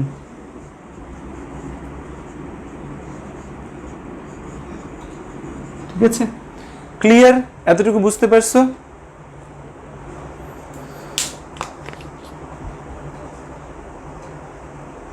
এতটুকু বুঝতে পারছো? আমার বিখ্যাত রিংটোন তাদের মুখস্থ হয়ে গিয়েছে।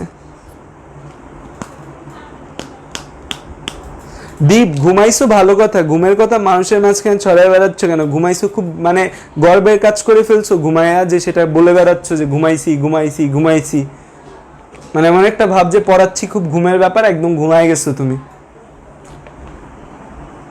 আচ্ছা, আরেকটা ব্যাপার আছে যে আমাদের এই যে রক্তের আয়তন যখন কমে যায়, এই জায়গায় রক্তের আয়তন কমে গেলে এটা আলাদা একটা প্রসিডিউর। ঠিক আছে? এই আলাদা একটা মেকানিজম আমাদের রক্তচাপ নিয়ন্ত্রণ করার জন্য, একে আমরা বলি renin angiotensin mechanism. Renin angiotensin pathway to regulate BP. ঠিক আছে, ব্লাড প্রেশার নিয়ন্ত্রণ করার একটা প্রসিডিউর হচ্ছে renin angiotensin pathway to regulate. ঠিক আছে,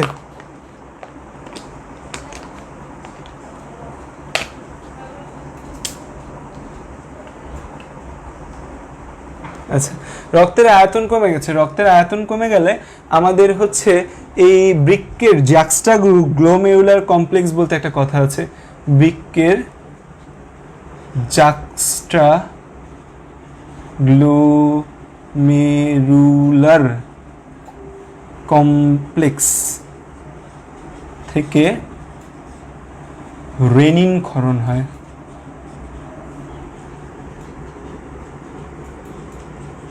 ঠিক আছে, তাহলে এখন প্রশ্ন জায়গা যে ভাইয়া বৃক্কের জ্যাক্সটা গ্লোমেরুলার কমপ্লেক্সটা কি?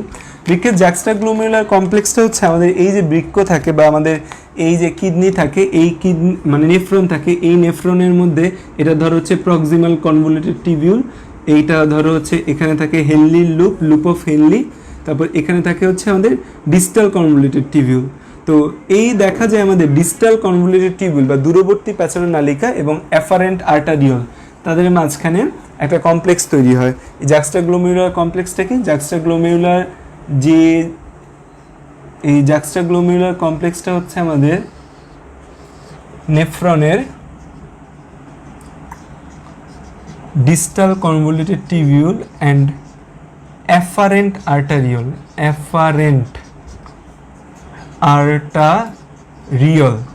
আর্টারিওল হচ্ছে আমাদের এই যে নেফ্রন আছে, এই নেফ্রনের ভেতর আমাদের এই যে নেফ্রন আছে, এই নেফ্রনের ভেতর যা প্রবেশ করে, আমাদের নেফ্রনের ভেতর যা প্রবেশ করে, একটা রক্তনালী প্রবেশ করে, এটা সরাসরি কোনো রক্তনালী না, আমাদের রেনাল আর্টারি যে রয়েছে, রেনাল আর্টারি থেকে সংকুচিত।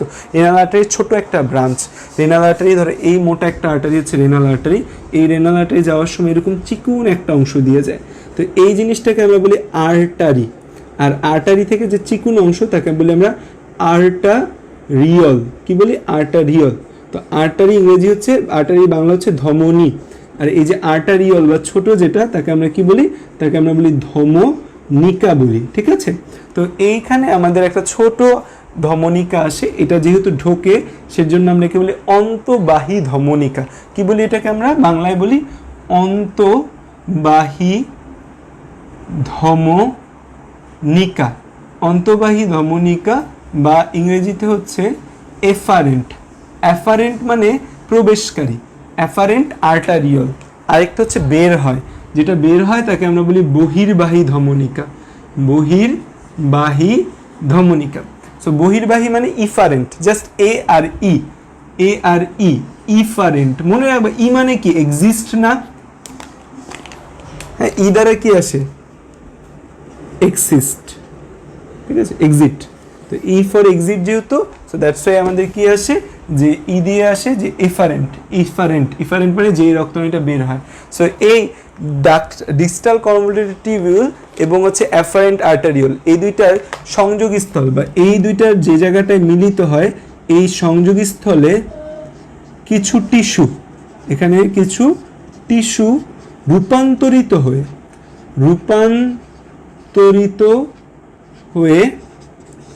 এই জ্যাক্সটা গ্লোমেরুলার কমপ্লেক্স তৈরি করে। এবং এই জ্যাক্সটা গ্লোমেরুলার কমপ্লেক্সটা আমাদের জন্য খুবই খুবই ইম্পর্টেন্ট একটা জিনিস। এই জ্যাক্সটা গ্লোমেরুলার কমপ্লেক্স আমাদের রক্তচাপ নিয়ন্ত্রণে একটা বিশাল বড় ভূমিকা রাখে। ঠিক আছে, তার মানে আমাদের রক্তের আয়তন যদি কমে যায় তখন এই বৃক্কের জ্যাক্সটা গ্লোমেরুলার কমপ্লেক্সে যে সেলগুলো আছে এরা উদ্দীপ্ত হয়, উদ্দীপ্তের কি ক্ষরণ করে? রেনিন ক্ষরণ করে। এতটুকু বুঝতে পারছো? আচ্ছা, তো এই যে আমাদের রেনিন রয়েছে, এই রেনিনের কাজ কি? এই রেনিন হচ্ছে, হ্যাঁ রেনিন ক্ষরণ হয়। এই যে রেনিন আছে, এই যে আমাদের রেনিন, এই রেনিন আমাকে কি করবে? রেনিন অ্যানজিওটেনসিনোজেন অ্যাঞ্জিওটেনসিনোজেন কোথা থেকে ক্ষরিত হয় কমেন্টে জানাও তো। অ্যাঞ্জিওটেনসিনোজেন রেনিন, এই অ্যাঞ্জিওটেনসিনোজেন কোথা থেকে ক্ষরিত হয় কমেন্টে জানাও। এই অ্যাঞ্জিওটেনসিনোজেনকে অ্যাঞ্জিওটেনসিনে কনভার্ট করে, অ্যাঞ্জিওটেনসিন টাইপ 1-এ কনভার্ট করে। এবার আমাকে বলো তো এই যে এই অ্যাঞ্জিওটেনসিনোজেন কোথা থেকে ক্ষরিত হয়। অ্যাঞ্জিওটেনসিনোজেন মানে হচ্ছে সে নিষ্ক্রিয়, এই নিষ্ক্রিয় অ্যাঞ্জিওটেনসিনোজেনকে সক্রিয় অ্যাঞ্জিওটেনসিনে কনভার্ট করে লিভার। Very good. কোথা থেকে ক্ষরিত হয়, লিভার থেকে ক্ষরিত হয় আমাদের, ঠিক আছে। তো এই অ্যাঞ্জিওটেনসিন 1 যে আছে, এই অ্যাঞ্জিওটেনসিন 1টা অ্যাঞ্জিওটেনসিন 2-তে কনভার্ট হয়। অ্যাঞ্জিওটেনসিন 1 কিসে কনভার্ট হয়, অ্যাঞ্জিওটেনসিন 2-তে কনভার্ট হয়। এই অ্যাঞ্জিওটেনসিন 1কে অ্যাঞ্জিওটেনসিন 2-তে কনভার্ট করতে আমাদের সাহায্য করে অ্যাঞ্জিওটেনসিন কনভার্টিং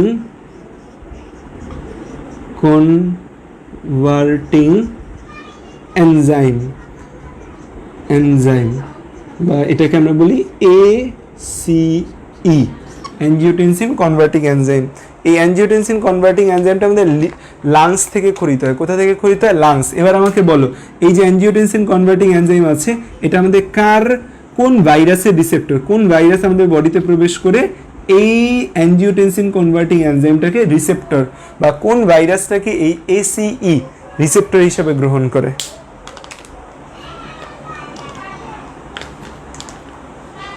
ঠিক আছে, এটা এই ACEটা আমাদের লাংস থেকে ক্ষরিত হয়।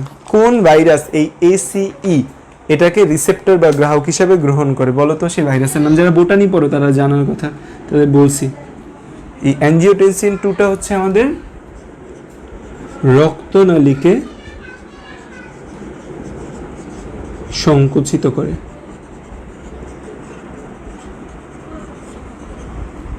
ফলে আমাদের রক্তচাপ বাড়ে। ইয়েস, করোনা ভাইরাস এই ACE রিসেপ্টরটাকে ব্যবহার করে, ACEটাকে রিসেপ্টর হিসেবে ব্যবহার করে। ঠিক আছে, তো এটা আরেকটা আমাদের মেকানিজম।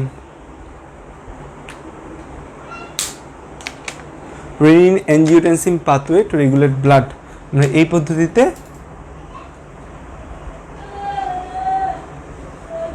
রক্তচাপ নিয়ন্ত্রণ করি। রক্তচাপ কমে গেলে, ক্লিয়ার?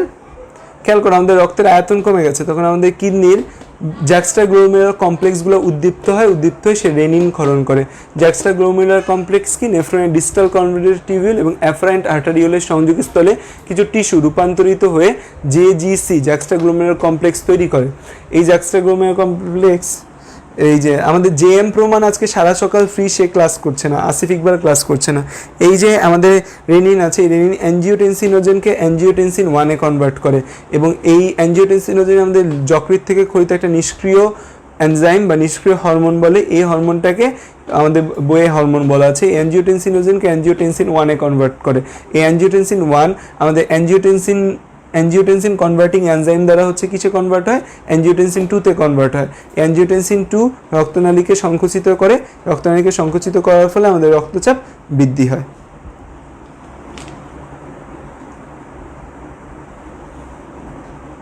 হ্যাঁ, পড়াবো হার্টের রোগ, দেখি কতটুকু পড়াইতে পারি। হার্টের রোগ মানে সব পড়াতে পারবো না, এতটুকু বুঝতে পারছো?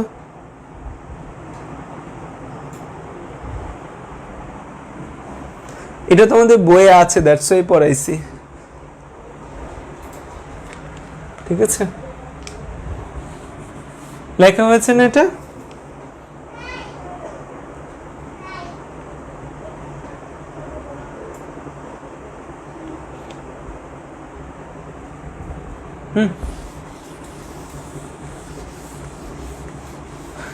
শোনো, তোমাদের যতটুকু পড়াতে পারবো ততটুকুই হচ্ছে ব্যাটেলস অফ বায়োলজিতে এক্সামে দিব। তোমাদের যা পড়াতে পারবো না তা ব্যাটেলস অফ বায়োলজিতে এক্সামেও থাকবে না, এটা মাথায় রেখো। ঠিক আছে, ওকে। এবার আসলে আমরা হৃৎপিণ্ডের রোগ নিয়ে একটু পড়ালেখা করব। যে আসে আমরা অ্যানজাইনা বা হৃদশুল। ঠিক আছে, অ্যানজাইনা বা হৃদশুল। তো অ্যানজাইনা বা হৃদশুল আমার কেন হয়? আমাদের এইটা ধরো করোনারি, এটা ধরো কার্ডিয়াক মাসেল,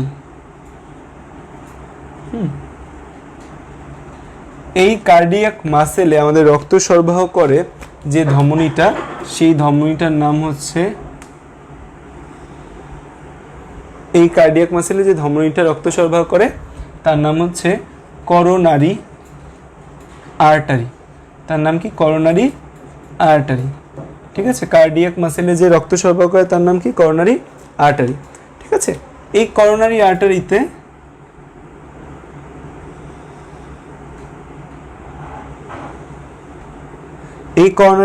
আমাদের চর্বি জমা শুরু হইল। এই করোনারি আর্টারিতে আমাদের কি জমা শুরু হইল? করোনারি আর্টারিতে আমাদের চর্বি জমা শুরু হইলো। করোনারি আর্টারিতে যখন আমাদের চর্বি জমা শুরু হবে, চর্বি জমা শুরু হলে কি হবে? এই যে আমাদের ধরো রক্তনালীটার এখানে চর্বি জমছে, চর্বি যদি জমা স্টার্ট হয়, চর্বি জমা স্টার্ট হলে আমাদের এই যে রক্তনালী, এই রক্তনালীটা আমাদের সংকুচিত হয়ে যাবে, বা রক্তনালীতে রক্ত যাওয়ার যে রাস্তা, সেই রক্ত যাওয়ার রাস্তাটা কমে যাবে। তো এই রক্তনালী দিয়ে রক্ত যাওয়ার যে রাস্তা সেটা কমে যাবে। তার মানে এই যে কার্ডিয়াক মাসেল আছে, এই কার্ডিয়াক মাসেলে কি আমাদের এনাফ অক্সিজেন তখন আসবে? এই কার্ডিয়াক মাসেলে এনাফ অক্সিজেন তখন আমার আসবে না। তার মানে এই কার্ডিয়াক মাসেলে অক্সিজেন সাপ্লাই আমার কমে গেছে। আমাদের যে হৃৎপেশি আছে, আমাদের কার্ডিয়াক মাসেলগুলো করোনারি আর্টারি দ্বারা সাপ্লাই হয়। করোনারি আর্টারিতে কোনো কারণে চর্বি জমলো, করোনারি ধমনীতে এই যে চর্বি জমা, করোনারি ধমনীতে চর্বি জমা, এটাকে আমরা বলি আর্টারিওস্ক্লেরোসিস থেকে আমরা কি বলি? আর্টারিওস্ক্লেরোসিস, বা আরেকটা টার্ম ইউজ করা হয় অ্যাথেরোস্ক্লেরোসিস। ঠিক আছে, আমাদের দুইটা ঘটনা ঘটতে পারে করোনারি আর্টারিতে, একটাকে বলি আমরা আর্টারিওস্ক্লেরোসিস বা অ্যাথেরোস্ক্লেরোসিস। আমাদের বইয়ে এই টার্মিনোলজিটা ইউজ করা হয়েছে অ্যাথেরোস্ক্লেরোসিস। অ্যাথেরোস্ক্লেরোসিস মানে হচ্ছে করোনারি আর্টারি বা কোনো আর্টারি বা ধমনীতে চর্বি জমা। ঠিক আছে, এখানে আমরা ইউজ করি যে টার্মটা, এটা হচ্ছে অ্যাথেরোস্ক্লেরোসিস। তো করোনারি আর্টারিতে চর্বি জমছে, চর্বি জমার ফলে আমাদের কার্ডিয়াক মাসেলে এনাফ পরিমাণ ব্লাড সাপ্লাই আমাদের হচ্ছে না। ব্লাড সাপ্লাই হচ্ছে না মানে অক্সিজেন কমে গেছে। কোথাও যদি অক্সিজেন সাপ্লাই কমে যায় বা পর্যাপ্ত পরিমাণে অক্সিজেন না থাকে বা কোনো কারণে অক্সিজেন সাপ্লাই হচ্ছে না, তখন আমাদের কি ঝামেলা হতে পারে? তো একে তো আমাদের কার্ডিয়াক মাসেলে চর্বি জমেছে, চর্বি জমার কারণে আমাদের কার্ডিয়াক মাসেলে অক্সিজেন সাপ্লাই কমে গেছে নর্মালি। এখন ধরো তুমি একটু পরিশ্রম করা শুরু করলা, যে তুমি সিঁড়ি বেয়ে উঠছো, পরিশ্রম, এক্সারসাইজের মধ্যে অনেক কিছু হতে পারে। ধরো তুমি বাসায় কাজ করছো, তুমি হচ্ছে যে সিঁড়ি বেয়ে উঠছো, ধরো তুমি কোনো একটা প্রসিডিউর ফলো করছো, যেটা একটা কায়িক শ্রম, তোমার একটু পরিশ্রম প্রয়োজন হয়। সেই এক্সারসাইজ যখন তুমি করবে, এক্সারসাইজ করলে আমাদের হার্টের বেশি কাজ করা লাগবে। হার্ট কি করবে তখন? বেশি কাজ করবে, হার্টকে বেশি বেশি পাম্প করতে হবে।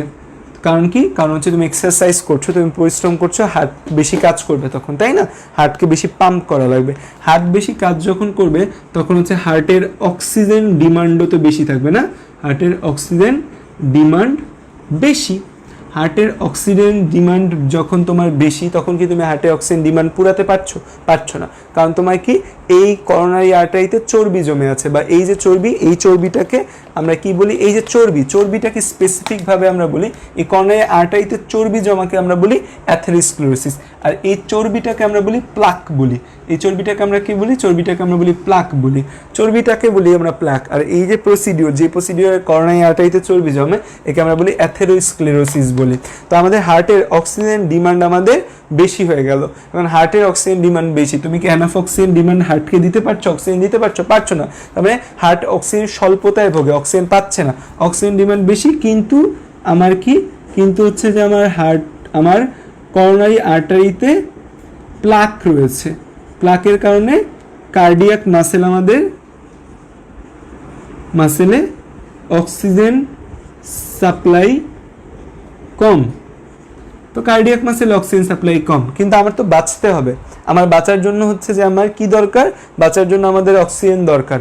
এখন কার্ডিয়াক মাসেল যদি বাঁচতে চায়, তখন কার্ডিয়াক মাসেলে আমাদের কি প্রসিডিউর ফলো করতে হবে?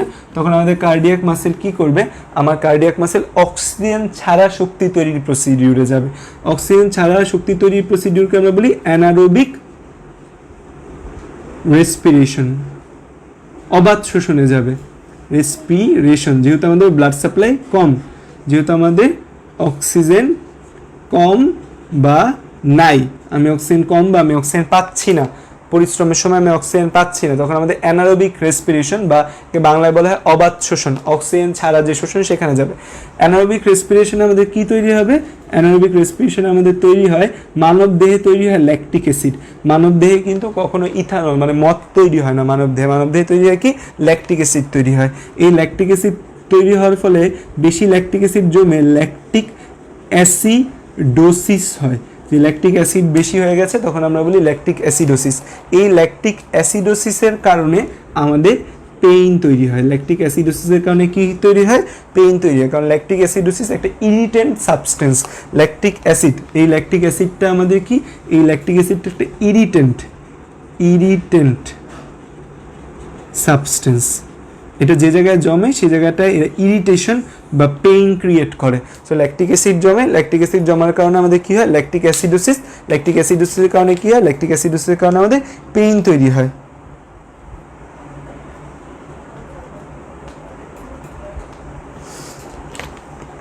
যে ল্যাকটিক অ্যাসিড কে দিয়েও লেখা যায়, সি দিয়েও লেখা যায়। ল্যাকটিক কে দিয়েও লেখা যায়, সি দিয়েও লেখা যায়। সি দিয়ে লিখছি মানে ভুল না, ঠিক আছে? তোমরা এখন এমনভাবে ভুল ধরা শুরু করছো যে সব কিছুতেই ভুল আমার। আচ্ছা যাই হোক, ভুল হলে তোমরা সেগুলো ঠিক করে নিও, যা যা ভুল আছে।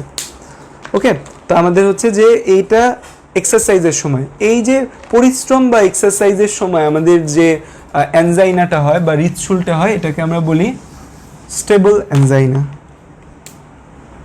আমরা কি বলি? স্টেবল অ্যানজাইনা, ঠিক আছে? স্টেবল অ্যানজাইনা তাহলে কখন হবে? পরিশ্রম বা এক্সারসাইজের সময়। ল্যাকটিক অ্যাসিডোসিস মানে আমাদের একটা জায়গায় বা আমাদের এই রক্তনালীর কার্ডিয়াক মাসেলে ল্যাকটিক অ্যাসিডের পরিমাণ বেড়ে যাওয়া। ল্যাকটিক অ্যাসিডোসিস মানে হচ্ছে কার্ডিয়াক মাসেলে ল্যাকটিক অ্যাসিড বেড়ে যাওয়া।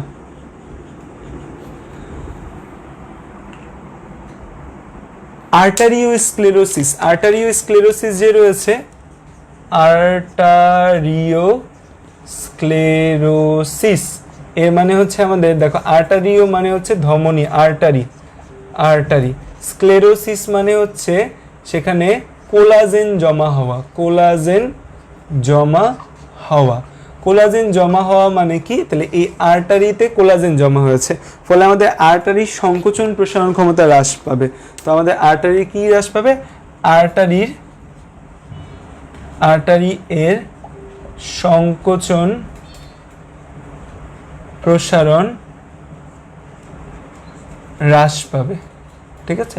আমাদের যে আর্টারি রয়েছে, আর্টারির সংকোচন প্রসারণ হ্রাস পাবে। যে আর্টারি নর্মালি যে সংকোচন প্রসারণ করার ক্ষমতা সেটা থাকবে না। 39 জন হয়ে গেছে, আমি আর ক্লাস নিব না, এখন হচ্ছে আমি ক্লাস শেষ করে দেবো, আর পড়াবো না। মানে কোন ধরনের ফাইজলামি এটা? সকালবেলা ক্লাস নিচ্ছি, সকালবেলা ক্লাসে মাত্র হচ্ছে যে 39 জন মানুষ। আমি অ্যানজাইনা পড়াই, আজকে পড়াবো না।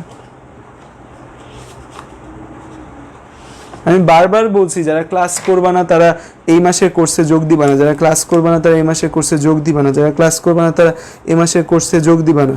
বাট তাও তোমরা হচ্ছে যে এই মাসে কোর্স করতেছো, বাট হচ্ছে ক্লাস করতেছো না।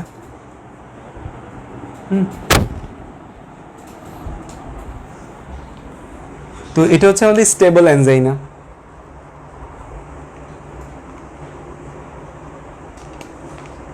হ্যাঁ, এতটুকু বুঝতে পারছো? Stable angina. ওকে, আচ্ছা এবার আসো হচ্ছে আমাদের আনস্টেবল অ্যানজাইনাতে কি হয়। আনস্টেবল অ্যানজাইনা যে রয়েছে, আনস্টেবল অ্যানজাইনাতে আমাদের সেইভাবে কোনো কিছু প্রয়োজন হয় না। আমি বিশ্রাম নিচ্ছি, বিশ্রাম নেওয়ার অবস্থায় আমাদের বুক ব্যথা তৈরি হতে পারে।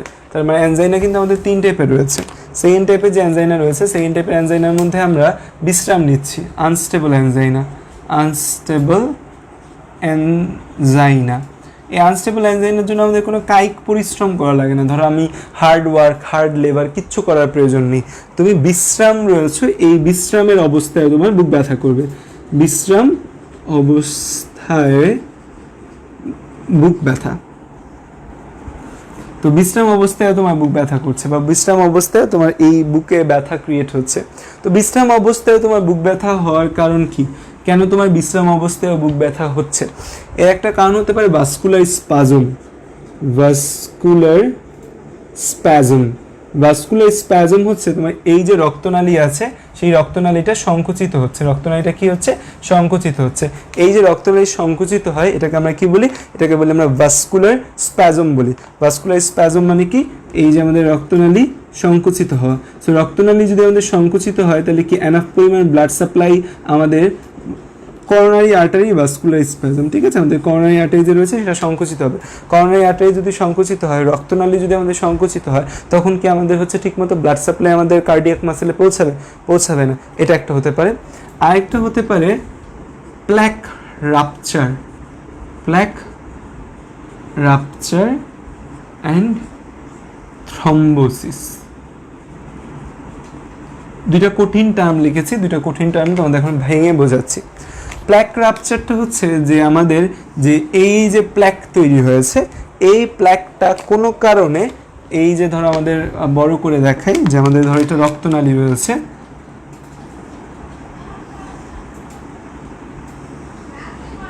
এটা আমাদের কি? এটা আমাদের রক্তনালী। এই রক্তনালীর এই জায়গাটায় আমাদের ধরো এই জায়গাটায় আমাদের প্ল্যাক জমা হচ্ছে, ঠিক আছে, এই জায়গাটা আমাদের প্ল্যাক জমেছে। এই প্ল্যাক জমার কারণে আমাদের কি হয়েছে যে আমাদের রক্তনালীর ভেতর যে ব্লাড সাপ্লাই, কার্ডিয়াক মাসেলে ব্লাড সাপ্লাই কমে গেছে। তো এটা আমাদের প্ল্যাক। কোনো কারণে এই প্ল্যাকটা কি করলো, এই যে আমাদের রক্তনালীর উপরের যে এন্ডোথেলিয়াম আছে সেই এন্ডোথেলিয়ামটাকে ভেদ করে প্ল্যাকটা বের হয়ে গেছে। তার মানে এই প্ল্যাকের মধ্যে এরকম একটু কাটা কাটা থাকে প্ল্যাকটা, বা ওচখোচ থাকে প্ল্যাকটা একটু ওচখোচ থাকে প্ল্যাকের আকৃতি। তো এই যে এই প্ল্যাকটা বের হয়ে গেছে। প্ল্যাকটা বের হয়ে গেলে ঝামেলা যেটা হবে, আমাদের এই যে রক্ত যেগুলো প্রবাহিত হচ্ছিল এই প্রবাহিত হওয়া রক্তগুলা আমাদের প্লেটিলেট যে রয়েছে, বিশেষ করে আমাদের প্লেটিলেট, এই প্লেটিলেটগুলা ভাঙতে থাকে। এটার সাথে এসে আমাদের প্লেটিলেট ভাঙতে থাকে। কে ভাঙে? প্লেটিলেট ভাঙতে শুরু করে। সো এই প্লেটিলেট যখন আমাদের ভাঙতে শুরু করে, আমরা জানি যে প্লেটিলেট যখন আমাদের ভাঙবে তখনই কিন্তু আমাদের ব্লাড ক্লটিংয়ের মেকানিজম শুরু হচ্ছে। প্লেটিলেট ভাঙতে শুরু করে তখন আমাদের কি তৈরি হবে? আমাদের রক্তনালীর ভেতর ব্লাড ক্লটিং শুরু হবে। আমাদের কোথায় ব্লাড ক্লটিং শুরু হবে? Within blood vessel. ব্লাড ভেসেলের ভেতর আমাদের ব্লাড ক্লটিং শুরু হবে, এবং ব্লাড ভেসেলের ভেতর ব্লাড ক্লটিং শুরু হয়ে এই জায়গাটা আমাদের পুরা রক্তের একটা রক্ত জমাট বেঁধেছে। এই জায়গাতে রক্তনালীর ভেতর রক্ত জমাট বাঁধা, ব্লাড ভেসেলের ভেতর এই যে ব্লাড ক্লটিং, এই যে ব্লাড ভেসেলের ভেতর যে ব্লাড ক্লটটা তৈরি হয়, যে ব্লাডের যে রক্ততঞ্চন যে হয় ব্লাড ভেসেলের ভেতর, এই ব্লাড ক্লটটাকে আমরা বলি থ্রম্বোসিস। কি বলি আমরা? থ্রম্বোসিস বলি। আমরা কি বলি? থ্রম্বোসিস বলি। সেই থ্রম্বোসিস হয়ে আমাদের পুরো জায়গাটা অফ করে দিল। পুরো জায়গাটা যদি অফ করে দেয়, আমাদের পুরো জায়গাটা অফ করে দিলে, ধরো আমাদের এই জায়গায় একটা কার্ডিয়াক মাসেল আছে, ধরো এই যে এটাই আমাদের কার্ডিয়াক মাসেল। তো এই কার্ডিয়াক মাসেলের মধ্যে কি আমাদের আর ব্লাড সাপ্লাই আসবে? এই যে কার্ডিয়াক মাসেল আছে, এই কার্ডিয়াক মাসেলের ভেতর কি আমাদের ব্লাড সাপ্লাই আসবে? এই কার্ডিয়াক মাসেল আর কোনো ব্লাড সাপ্লাই আসার কোনো রাস্তা আছে? সব রাস্তা অফ করে দিয়েছে। কারণ কি? আমাদের এই প্ল্যাকটা বের হয়ে গেছে, প্ল্যাক রাপচার হয়েছে। প্ল্যাক রাপচার হয়ে প্ল্যাকের ঘষায় ঘষায় আমাদের প্লেটিলেট, কারণ আমাদের দেহের ভেতর রক্ত জমাট বাঁধে না, তার অন্যতম একটা কারণ ছিল আমাদের যে এন্ডোথেলিয়াম রয়েছে, আমাদের রক্তনালীর অন্ত আবরণটা খুব মসৃণ হয়। তো এখন অন্ত আবরণ তার মসৃণ নেই, আমাদের এই প্লেটিলেটটা, তাহলে আমাদের প্ল্যাক রাপচার হয়। প্ল্যাক রাপচার হলে আমাদের প্লেটিলেট ভাঙতে শুরু করে। যখন প্লেটিলেট ভাঙা শুরু করে তখন প্লেটিলেট ভাঙার কারণে আমাদের রক্ততঞ্চন হয় রক্তনালীর ভেতর। রক্তনালীর ভেতরে রক্ততঞ্চন হয়ে যে একটা জমাটবদ্ধ বল তৈরি হয়, বলটাকে আমরা বলি থ্রম্বোসিস বলি। কি বলি এটাকে? থ্রম্বোসিস। তো আমাদের এই প্ল্যাক রাপচার হচ্ছে এবং এখানে রক্ত জমাট বাঁধছে, বাঁধার ফলে এই রাস্তা টোটালি অফ। তাহলে এখানে আর কোনো ব্লাড আসবে? এখানে আর কোনো ব্লাড আসবে না। এই রক্তনালীতে আর কোনো ব্লাড আসছে না। এই রক্তনালীতে যদি কোনো ব্লাড না আসে, এ কি অক্সিজেন পাবে? অক্সিজেন পাবে না। অক্সিজেন না পেলে ইনিশিয়াল কিছু টাইম কি করার চেষ্টা করবে? ইনিশিয়াল কিছু টাইম অবাধ শোষণ প্রক্রিয়ায় সে চলার চেষ্টা করবে। তার মানে হচ্ছে যে এই দুইটা প্রসিডিউর, মানে এটাও হতে পারে ভাস্কুলার স্পাজমের কারণে, রক্তনালী সংকুচিত হওয়ার কারণ হচ্ছে প্ল্যাক রাপচার বা থ্রম্বোসিস। যে কারণেই হোক, তার এখানে আমাদের কি ঘটবে? আমরা জানি যে অ্যানারোবিক রেসপিরেশন ঘটে, অ্যানারোবিক রেসপিরেশন ঘটে, রেসপিরেশন ঘটে, অ্যানারোবিক রেসপিরেশনের কারণে তার ল্যাকটিক অ্যাসিড তৈরি হয়, এবং ল্যাকটিক অ্যাসিড যেহেতু তার তৈরি হয় তার মানে তার এখানে পেইন ক্রিয়েট হবে। বাট কোনো কারণে ধরো তার প্ল্যাক রাপচার অ্যান্ড থ্রম্বোসিস হচ্ছে, এটা হয়নি, ভাস্কুলার স্পাজম হয়নি, প্ল্যাক রাপচার অ্যান্ড থ্রম্বোসিস হচ্ছে, তখনও প্রথমে কিছু মিনিট অ্যানারোবিক রেসপিরেশন আর ল্যাকটিক অ্যাসিড তৈরি হয়ে ব্যথা করবে, কিন্তু পরবর্তীতে কি হবে, এই জায়গার টিস্যুটা কোনো অক্সিজেন পাবে, এই জায়গার টিস্যু কোনো অক্সিজেন পাচ্ছে না, এই জায়গার টিস্যুটা যখন কোনো অক্সিজেন পাবে না, কতক্ষণ সে ল্যাকটিক অ্যাসিডোসিস চলতে পারবে, বেশিক্ষণ চলবে না। তো এই জায়গার টিস্যুটা যখন অক্সিজেন পাবে না টোটালি, তখন কি হবে, তখন সে অক্সিজেনের অভাবে এই জায়গার টিস্যুটা দমবন্ধ হয়ে মারা যাবে, অক্সিজেনের অভাবে দমবন্ধ হয়ে মারা যাবে। এই অক্সিজেনের অভাবে দম বন্ধ হয়ে মারা যাওয়া, অক্সিজেনের অভাবে দম বন্ধ হয়ে মারা যাওয়াকে আমরা বলি ইনফ্র্যাকশন। কি বলি আমরা, অক্সিজেনের অভাবে দম বন্ধ হয়ে মারা যাওয়াকে আমরা কি বলি, ইনফ্র্যাকশন। কি বলি, ইনফ্র্যাকশন বলি। অক্সিজেনের অভাবে দম বন্ধ হয়ে মারা যাওয়ার ইংরেজি কি, ইনফ্র্যাকশন। এনে কোন টিস্যুটা অক্সিজেনের অভাবে দম বন্ধ হয়ে মারা যাচ্ছে, মায়োকার্ডিয়াম। সেই জন্য আমরা কি বলতে পারি, মায়োকার্ডিয়াল, মায়োকার্ডিয়াল ইনফ্র্যাকশন, মায়োকার্ডিয়াল ইনফ্র্যাকশন, বা ইংরেজিতে আমরা কি বলতে পারি, এমআই বলতে পারি, মায়োকার্ডিয়াল ইনফ্র্যাকশন, বা ইংরেজিতে। এই যে আমাদের হার্ট আছে, এই হার্টের মাসেল ঠিকমতো অক্সিজেন পায় না, অক্সিজেনের অভাবে দম বন্ধ হয়ে মারা যাওয়াকে আমরা বলি ইনফ্র্যাকশন। তো এই যে আমাদের হার্টের মাসেল রয়েছে এটা মায়োকার্ডিয়াম, এই মায়োকার্ডিয়াম ঠিকমতো হচ্ছে অক্সিজেন পাচ্ছে না, অক্সিজেনের অভাবে দম বন্ধ হয়ে মায়োকার্ডিয়াম মারা যাচ্ছে, একে বলি আমি মায়োকার্ডিয়াল ইনফ্র্যাকশন। এই মায়োকার্ডিয়াম ইনফ্র্যাকশনের আরেক নাম হচ্ছে হার্ট অ্যাটাক। বর্তমানে ডাক্তাররা হার্ট অ্যাটাক টার্মিনোলজিটা ইউজ করে না, কি ইউজ করে, যে আমাদের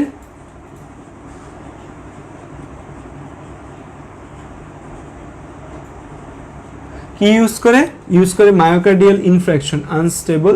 তো এই যে আনস্টেবল অ্যানজাইনা, এই আনস্টেবল অ্যানজাইনাটা কারণে আমাদের দেখা যায় এটা হার্ট অ্যাটাকের একটা পূর্ব লক্ষণ বলা হয় যে আনস্টেবল অ্যানজাইনা। আনস্টেবল অ্যানজাইনা কি, আনস্টেবল অ্যানজাইনাটা হচ্ছে হার্ট অ্যাটাকের একটা পূর্ব লক্ষণ। হার্ট অ্যাটাক হওয়ার একটা পূর্ব লক্ষণ কি, এই unstable angina.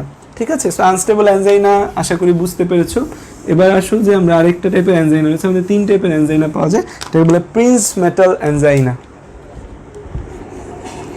Prinzmetal angina, Prinzmetal অ্যানজাইনাটা আমাদের কখনো বিশ্রাম অবস্থায় করে, বিশ্রাম অবস্থায়, কখনো কায়িক শ্রম করলে, এক্সারসাইজ করলে তৈরি হয়, এবং এটার রিজনটা, এর কারণটা নট ওয়েল নোন, এটা কারণ খুব ভালো জানা যায় না। বলা হয় যে অ্যাজিউম করা হয়, যে ধারণা করা হয় যে ভাস্কুলার স্পাজম হচ্ছে এই প্রিন্স মেটাল অ্যানজাইনার মেইন কারণ। ভাস্কুলার স্প্যাজম, ধারণা করা হয় যে ভাস্কুলার স্প্যাজম বা রক্তনালী সংকোচনের কারণে এটা হয়।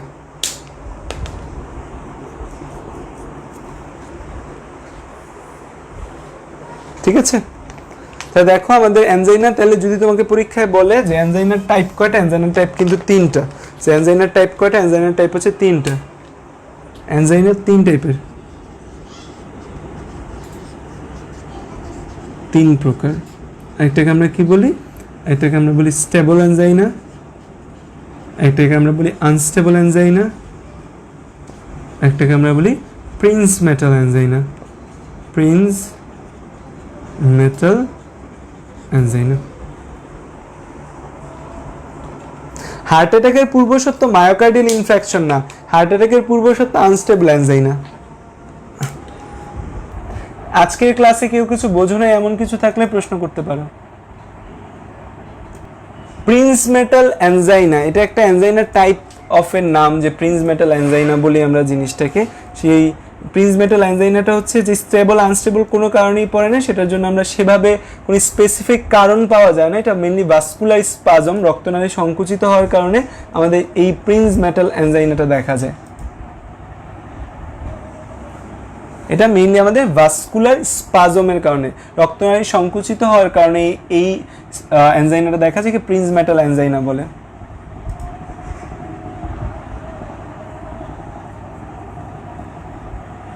আমরা অ্যানজাইনা নিয়ে আরো অনেক কিছু পড়বো। কার্ডিও পালমোনারি রিসেপ্টর কেন বলি? কার্ডিও পালমোনারি রিসেপ্টর বলি নুসরাত, কারণ হচ্ছে যে আমাদের এই যে মানে কি জানি লো ব্লাড প্রেশার যে রিসেপ্টর বা আয়তন রিসেপ্টর আছে, এটা মেনলি আমাদের কার্ডিয়াক হৃৎপিণ্ডের অ্যাট্রিয়াম অ্যান্ড ভেন্ট্রিকলের মধ্যে পাওয়া যায়। আমাদের যে পালমোনারি ভেইন রয়েছে, পালমোনারি ভেইনে পাওয়া যায়, সেই পালমোনারি ভেইনে পাওয়া যায় বলে পালমোনারি টার্মটা এসেছে। হৃৎপিণ্ডে অ্যাট্রিয়াম এবং ভেন্ট্রিকুলার মাসেলে যেহেতু পাই সেজন্য আসছে কার্ডিয়াক, এই জন্য আমরা একে বলি কার্ডিও পালমোনারি রিসেপ্টর। বুঝতে পারছো নুসরাত এবং খুশবু?